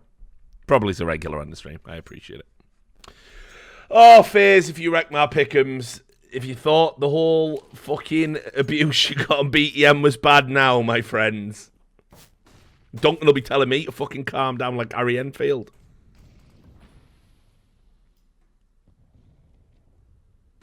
I think it's happening, mate. Because here's the thing, I've always said this, like, if you are a team who is the underdog, I go watch most upsets. They happen when the team just wins out on CT side. Because obviously you don't have to do anything like brilliant to do it. You just have to shoot people that come on your screen and the other team has to fuck up a bit. But it's like so many is just like if we just keep, cheer for each other. Like one guy gets a kill, play smart. It's like, actually, it's not that hard in comparison. Yeah. Thanks a lot for the $100 donation, Thorin. That's very nice of you. I really appreciate the kind words. Like this already looks like they're going to. Thank you very much for your generosity.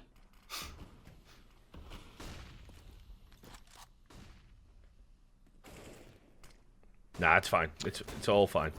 This will be a quadruple overtime victory for compLexity in the end. Them out of this fucking round, but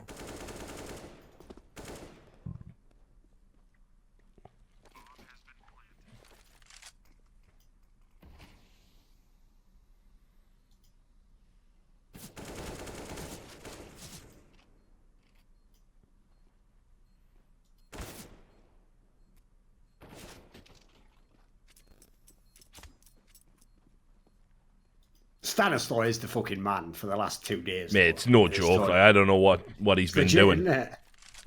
Been slamming that HGH, drinking John Jones's blood. Vampire. I also love allegedly just a dick pill. I also love the fact that one of the other sports I follow is MMA. So in MMA, it's always like they're going out of the way. Like, is there any way we can let John Jones back again? And then in esports, it's like this guy is banned forever, and all of his offspring because he said cock on stream. Glad you went for cock. I'm not gonna lie. Did tense up a little bit there. I did scroll for a moment in my brain. I did have a scroll. Good job. But yeah, it is mental, isn't it? Like, so we're just gonna move the entire fight to another state, if that's all right with everybody. Of course, yeah. Well, it's like, I mean, one of the maddest examples I've ever seen, Richard, was when they were just having Vitor Belfort fight in Brazil all the time so that he could get around, like testosterone exception or some mad shit. And think about what's mad about that is you're actually like potentially wrecking another guy's life by doing that. Like that's even more egregious cheating than most sports you can think of. I think the only comparable one would be Overwatch League. People putting shit in the gloves in the boxing or whatever. Oh no, right. Putting sand in or something like that. Because similarly, you not only win, you potentially wreck the other guy, don't you? Yeah, there was some fucking mad examples of that if you know your history. Although to be fair, that actually the reason why I like the John Jones example though is because that's a perfect analogy. Because anyone who likes MMA, of course, I don't care what that guy does. If he possibly can fight again, I'll watch it 100%. Oh yeah. I don't care what he does. Do not care. Yeah, he's dead to me though. I'll watch him fight though, but he's dead to me. Oh, as a person, he's scum. Yeah. Probably one of the greatest fighters. I enjoyed American football way better when everybody was on cocaine and methamphetamines. I mean, just way I picked a great time to get in here. Oh, yo, speaking of cocaine and amphetamines, yo, it's flowing the I thought Jason was going to do something like, I used to love American football before they got all bloody politically correct and banned that Ray Rice. He was a man's man, you know. He was railroaded. Oh, mate. Launders alarms going off all Mate, around. that could be a really good stand-up comedy bit, you know what I mean? Where you're on stage and you go, you know, and I lost all respect for the NFL after they banned that, you know, activist that was trying to make a positive change. Yeah. Yeah, didn't do anything wrong, and it's just been singled out, and a whole Just stood up for conspiracy himself. against him, and people are going, "Oh, Colin Kaepernick, Ray Rice." Yeah. Yeah. Gotcha. Well, especially as, remember, you could even work in the angle of, like, of course, the bloody Ravens organisation did him dirty at the end, didn't they? Didn't stand by him, because, you know, he was supposed to join the Ravens, Kaepernick. Yeah. But that was the one where his girlfriend made a mad comment implying, like, the owner of the Ravens is racist. And so then, obviously, they didn't sign him after that. Yeah, actually. That's gonna Weird, actually, that, isn't it? that's gonna make Funny how that relationship a little hard. Yeah. He's got that Nike money. He's doing good. It's the fact that that's how whack our modern generation is. Those are our heroes. Come on. Come on. Jesus Christ, why you mashing me, but why is that directed at me? That would be a brilliant name for a pizza parlor. Jesus Crust. 5 of our slices will feed 5,000 of your friends. Don't know, you want to ban him? Do you want to ban him? I'm not that. Just can't be asked sat here fucking Just listening have to a dickheads complain about the fact that I can't of my equalise stuff the is sound. knife Like death. I've got a fucking, you know, You'd love to see massive, that. massive fucking mixing deck sat here on this completely free fucking entertaining stream. I can't be fucked with it. Young Fucking, I Jeff's might just got shanked. just turn it off. Go for breakfast. Fuck it. He's freaking. Look what you've done. Jesus Christ.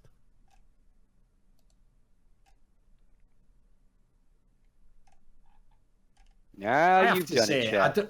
I don't care how many stories I've heard, because I'll be fair, I've heard a lot of stories from players who've played with him and people who know him and seen interviews. A lot of people say a lot of positive things about, like, the personality of Def and as a teammate. As a player in the video game Counter-Strike, he's been terrible almost every time I've ever seen him play. Who's that? Def. Oh, from right. compLexity. Just seems like a terrible player. It's like at some point in time, you have to be able to shoot people with guns. Like, that is a bare minimum requirement to be in the video game Counter-Strike.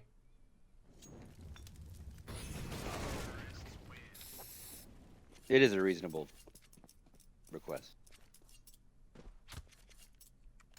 Playing with Def, he always feels like he's never the problem whenever you're playing with him, but he's also never somebody where you're like, he's like doing something exceptional either. He's just kind of. I mean, like I say, his from his role. teammates, yeah, it sounds like, you know, he does whatever his job is. He's Yeah. a good influence and all that. But it's like, yeah, put it this way: there's no one who plays for a world-class team who you say the same thing about and then go, terrible player, of course, but yeah, great guy and fucking does all the jobs. Love the guy to death. You know. Great guy. Thank you for the 5 gifted subs. I think I'm drunk. Appreciate it, mate.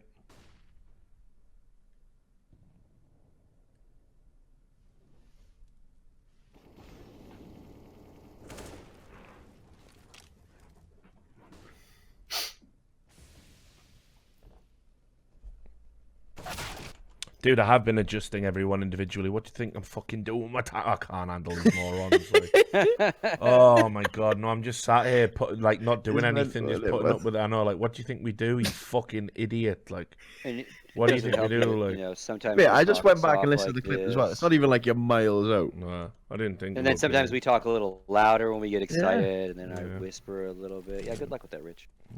Get on it. Yeah. Alchemist is a freelancer. You can probably come out there and do your audio and video, since Sam obviously Oh, is for it, really bud. doing his job. Have you tried Alright, the turning mix is in my people up room. and down at all? Like, you know what I mean? Have you You heard tried? about this feature, Richard? Have you tried pulling your head out of your ass? By It- chance? it's so fucking insane, man. The dumb shit people say, like. Just lack of patience, really. That's breakfast time. You know what? Fuck this stream. I'm out. Uh-oh. Uh-oh. Bye, chat. So what happened? Because when I was watching this, FaZe was like in control on their CT side, and then I came back and Cole was. It looked like FaZe was just gonna run away with it. Did anybody? What the fuck I happened? blame the AUG. Ah, Who's the AUG? old AUG medics. Yeah. Mhm. I blame goats, meta. It's Ah, the fucking goats. goats. meta. I heard we should keep adding champions of the game and not actually just in goats. So all you do is watch goats. No, maybe. I'm sure it's an easy fix when you make characters that can't carry, and then so you have to rely on precision teamwork, and then You mean shooting a I- shield I- until you all get your ultis and time them up? yeah, and then hit one button to win. If you hit that button more than the other guy, you'll win. I like this guy. Hey, by the way, chat, I'm not a real moderator, so if you got banned for whatever reason, if I didn't ban you, then don't ask me to unban you, because I ain't a real moderator and I ain't gonna be one. So I don't want to hear your stories. I don't care that you're sorry. I don't care that Richard blocked you on Twitter, so you can't ask him to unban you. If you want anything moderation-wise in this channel, please reach out to Lolbane. He would be the man to talk to. Sam himself. I just came back. By And if anyone decides that this is funny, and I will now whisper to Scott more, then I am going to ban you. So Luke Simons, if I open this whisper and you're being a troll and saying, please unban me, I am going to ban you. All right? So there you have it. I hope you enjoy it if that's what this is about. Let's just see what Luke Simons had to say. Let's click now. Scott is drunk with power. Okay, virgin is what his in all caps. He's actually yelling at me. Okay, virgin. But he All also right. didn't ask to get unbanned. He didn't get asked to ban, so technically I'm not going to ban him because I don't care if he insults me. Like, fucking his mom would certainly make me not a virgin. So yeah. Yeah, During your Vegas days, fucked you too might much have. in esports. to Yeah, be able to- yeah. And somebody Sweets else. made Let's his see. rounds.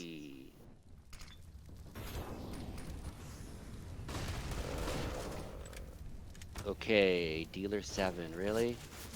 Oh, they're coming in. You guys want to? See, you guys want to get banned? That's cool. That's easy.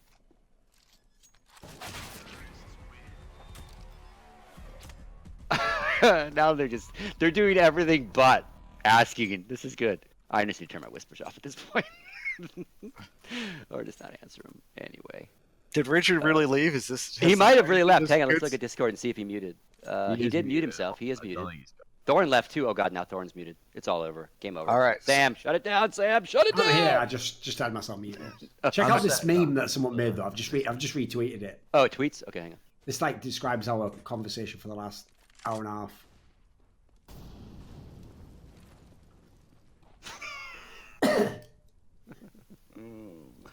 Oh, spicy, spicy.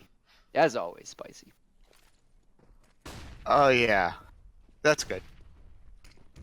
All right, let's just see. Maybe I'll just time people out. That's always funner. You really don't have to.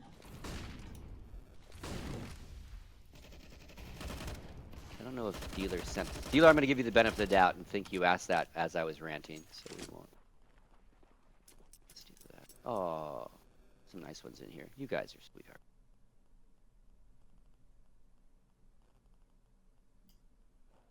Is FaZe gonna? Oh, FaZe gonna win this game now?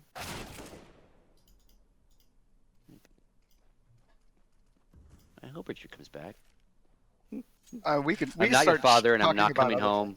I'm still getting cigarettes. Your mom is not well. These are good. You people are entertaining me very much now. This is great. Spam this boot if you love Sir Scoots. This is good. That's great. Richard does have one of the funniest fucking chat. His community is pretty funny.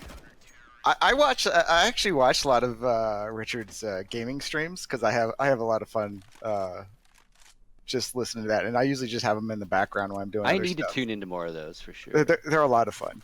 What kind of games does Richard play these days? What's he doing? It's been a while. The last one I actually really watched, what he was doing. Fuck. I can't remember. I don't even remember the name. It's like one of those fucking not a real-time strategy, like a turn-based strategy game. It was just fucking hilarious. Like maybe? XCOM or something. Yeah, Oh, gotcha. I don't remember. It has been. I did watch once, and he was playing that. It's like the medieval. I did where see you're that an one. English guy running around. Is that Kingdom Come or something? I think it was Kingdom Come. Is that the one where you're in English? You start like a peasant and you work your way up. That's the Robert Kraft story. You're banging chicks and shit. Kingdom Come Deliverance. Yeah, thank you. That looked pretty funny. Because he was punching the shit out of people. It was pretty fun.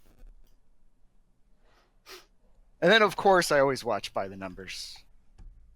Oh, of course. Well, the hilarious thing is, Richard actually told me this years ago, because people wouldn't realise it, is like, it doesn't actually matter whether fans watch that show or not. So many industry people watch it because they want to hear whether we're going to like flame the event or not, you know. Don't want to know if you're talking shit, man. Of course, yeah. So, like, the irony is, even if there was an episode, like, you know, back in the day that didn't have many views on the VOD, it's like, well, I can tell you did watch it. Like, everyone who's head up, like, ESL, DreamHack, like, you face it, like, they were all watching it. That's why they were getting so triggered at that last major when we were talking shit on them. It's all right. So all the beefs have been squashed now, lads. Oh, man. From this major side, I love what they're doing with the production. I understand the timing and the precision of every single thing that's going on during the stream, and I'm just absolutely so happy with it. Oh, they've leveled up a lot at ESL for sure. Yeah. I mean, I'm not going to say that they copied what I did at E-League, but no, they're because I copied off sports, so it doesn't matter. But I mean, they're doing it. They're hitting all the right beats, and they're just absolutely nailing it. And I'm excited.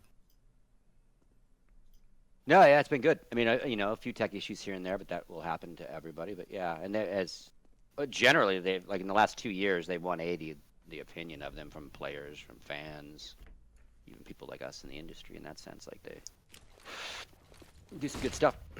Well, the funny thing is, as well, the reason why actually makes a lot of sense, which is that rather than actually like winning someone over and changing their mind, it's like, you know, it's like a lot of the people who are doing these things are just weren't there when the bad old days were around, you know.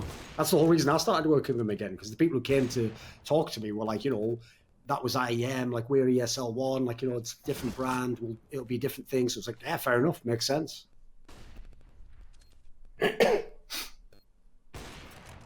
There you go, Guardian. Goddamn. And tech issues are always. Oh. Yeah, I always. Oh, this is so big for compLexity. So big. I think they're gonna win it. Yeah, there we go. People, oh, yeah, I may have to put these on Do Not Disturb. These are just silly now. I can't unban Steel though. I will answer that. I can't help. I mean, can't change Valve's opinion on that one, folks. Sorry. As much as I like Josh Grew. Be interesting to see if. Obviously, there was a lot of public outcry about that recently. I don't think Valve will care. That's a shame.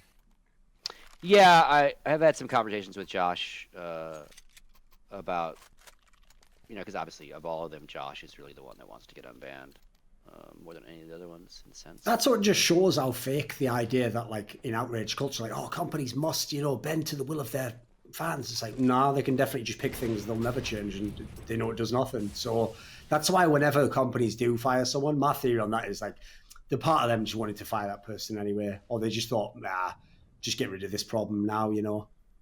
I don't think they ever really had pressure on them, because, like, I would say the general consensus is that most fans seem to want those guys unbanned, because obviously even the sort of person who thought they should be punished thinks like, well, yeah, you know, like 4 years of being punished. Well, yeah, 4 years. I think it'd be, yeah, it'd be 4 years. Think how much money those guys have lost out on. Exactly. Yeah. I mean, lots.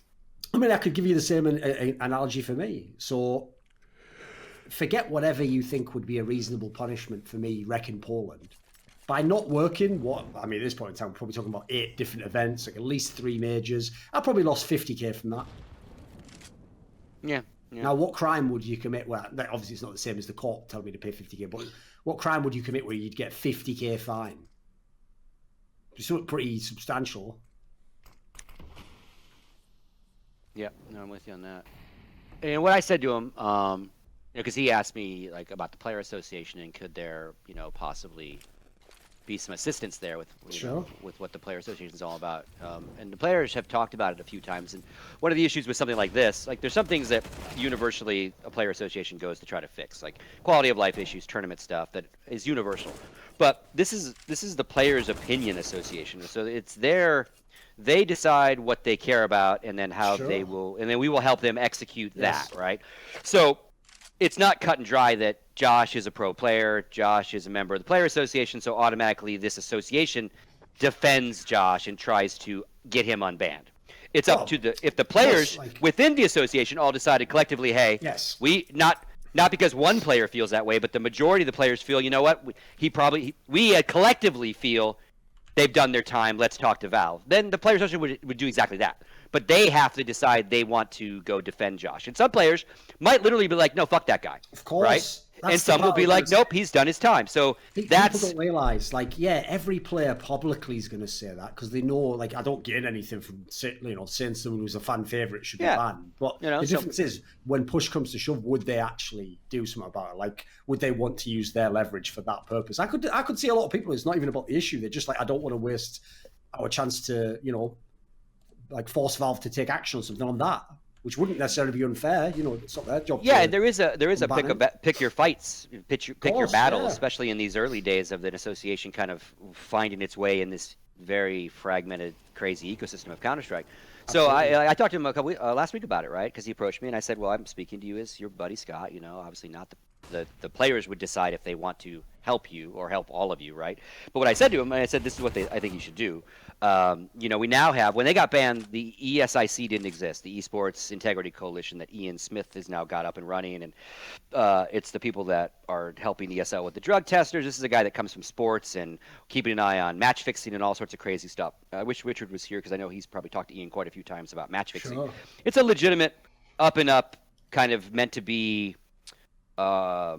regulatory committees of things, so to speak. ESIC, if you guys aren't familiar. But anyway, so he is kind of becoming the de facto, like, people go to him, and all the tournament organizers have joined his coalition, and basically he and his panel kind of mediate punishment on a overall sense. So it's not like ESL just going, okay, for our event, this happens to a Dota guy. And forget, like, international, and forget, like, the big stuff. So they'll go to Ian and go, Ian, here's the thing, research it. He'll research it and say, okay, the ESIC says these Dota players did break these infractions, and they should be banned from all ESIC things for 2 years, right? And he'll met out a punishment that then those that have joined the association agree with and adopt, right? In lieu of not having a closed league system where you can use those rules, right? Code of conduct and stuff. So what I said to Josh, I said, this guy is becoming like the pedigree of the guy you go to for disciplinary stuff, right?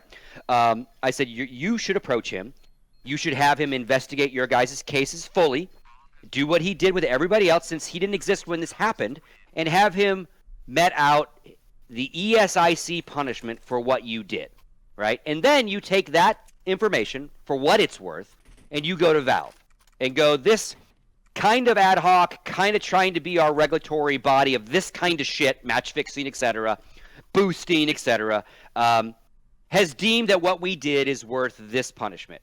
Will you acknowledge that and then maybe pull back your ban of me, right? And I said, now Ian might say to you, you're fucked, but if you go look at their website, like, they're giving out Dota stuff of match fixing that's like 2 years, 3 years. Like, nothing's permanent, right? Because it's not permanent in sports generally. And he comes from the sports world, cricket, etc., where he's helped clean up those sports scenes, right?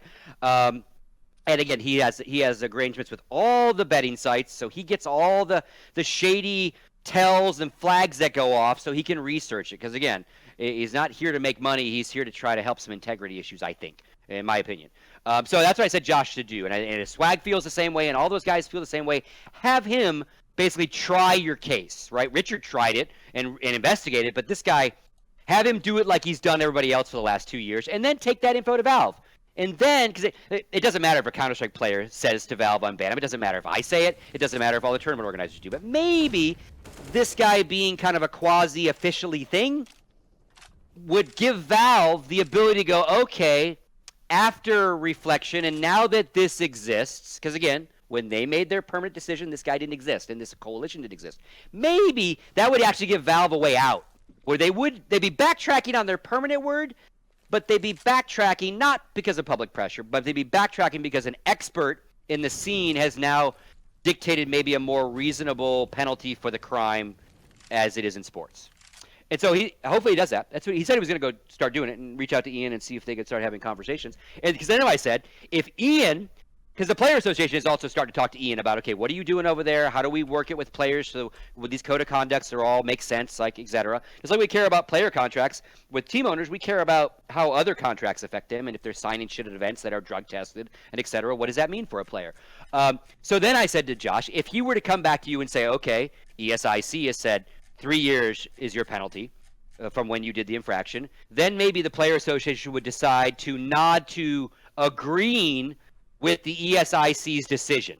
And then they're kind of supporting you, right, in that sense. Or the PA is now behind you because we're behind Ian. And I said, that's your next step. Like, because no one, like, you can't public pressure Valve. They don't give a fuck. I don't care how many of those guys love that tweet. Sure. Valve ain't not going to change for that reason. They're not going to go. They're not going to go from permanent to, okay, they've served enough time without probably some help, right? I guess is what I'm trying to say. So hopefully, no, they said both. They said indefinitely banned, and then the next sentence says these players are permanently banned. Yes. Yeah, they clarified it because all of us went, what does indefinite mean? Exactly. Right? So in their minds, they are permanently banned, right? From Valve sanctioned events, right? So maybe that works out, for Josh, and that would be the thing that, because I think if Ian were to investigate it, he would say 2-3 years, and basically that's time served at this point, right? For those guys. Sure.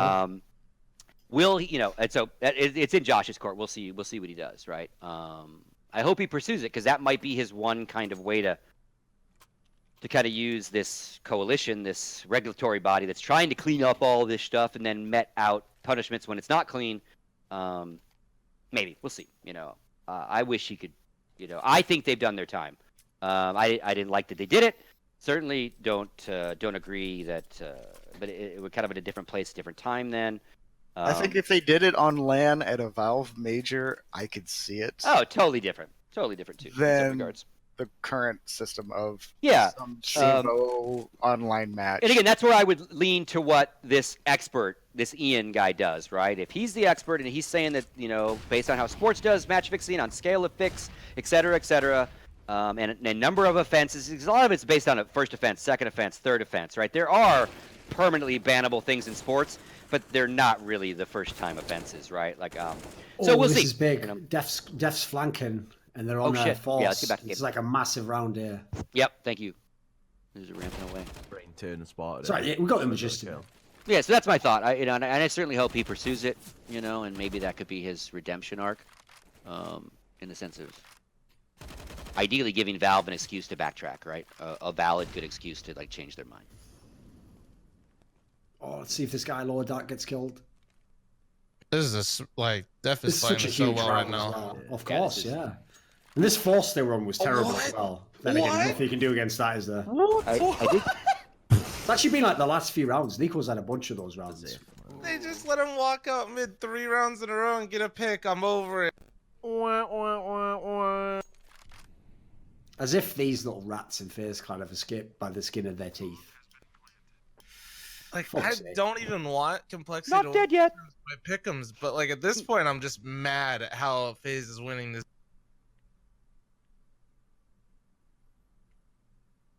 Sad thing is, that's actually a metaphor for the problem they've had in FaZe Clan the whole time in this era of all the superstar players. It's like when you have that many superstar players, you almost can't lose all the time and be last place in every tournament. So if that's going to be your metric by which you'll decide there's a problem, you'll never decide it. You'll always be just slightly too good to ever be really good by that logic, 100%. It's very easy for everyone to look at North or whatever and laugh at them haha, look how bad they are. It's in context of how much they're paying the FaZe players and all the great players they have, they're actually fucking terrible. My God. I called quad overtime as a joke. We'll see if they even get there. If they even get there. I don't know. It's by though. Sadly, I imagine FaZe just wins this and then takes the series. Luckily, they're not through yet though. There's still that last series to play, right? I think that's part of the mental block, though. What you're also talking about, Thorin, is they know that even though people kind of just don't go as hard on them as maybe like they do North, they know as the players like exactly what they should be doing, and every time they fall short, I think it just accumulates in terms like their mental game. So they just continue to fall shorter and shorter and shorter. Yeah, but and that's just actually why I'm glad that Carrigan got kicked, because they were just using him as their scapegoat, basically. This is elimination, Those Duncan. guys- yeah. This is not. There's no other match for these guys. No, but I mean, even if they win this match, they have to win another one to get to the playoffs. Oh yeah. The winner has another game. Yeah. Yes, yeah. Yeah, So the I just dance meant, like, you know, continues, but it's a just fucked 'cause up they dance. flew Yeah. first, they might still Yeah. get knocked out next anyway. Yeah, fair enough. Okay. I had to go check. I'm like, wait, this is elimination, right? Yeah. Yeah. And by the way, props to ESL for getting that fucking fixed as well.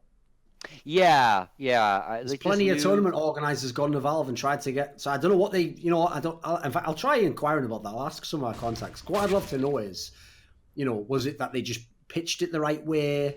With Valve already open to changing the format? Because there's another one of those things everyone just has to wonder about, right?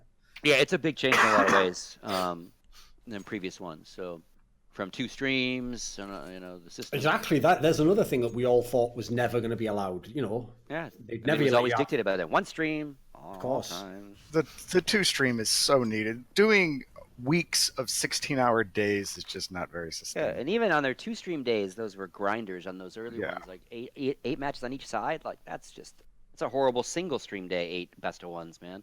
They did it on both sides of it. So I mean, there's part of you, like, as the esports fan, you're like, oh, well, I'd like to be able to see all the matches. Well, you know, you can't do that in football. You can't do that in soccer. You turn on Sunday, there's 20 games going on. You try to watch a one golf of them. tournament. Try to watch a Yeah. goddamn golf tournament, and they're actually at the same place, doing the same thing. Come on, nothing. You can do it. What do you think of like a channel? You ever see like the Red Zone channel, Alchemist? I love that. Yeah, what do you think they did something like that for the major? So if you guys don't know what the Red Zone channel is, it's basically they will go and they'll hop to like the hype moments or when a team's about to score of each game, so you don't actually have to watch the entire game. You can just keep popping around. So you could like essentially have a stream dedicated to that where you just kind of like hop around to the highlights or something big, and then you're kind of watching each game individually.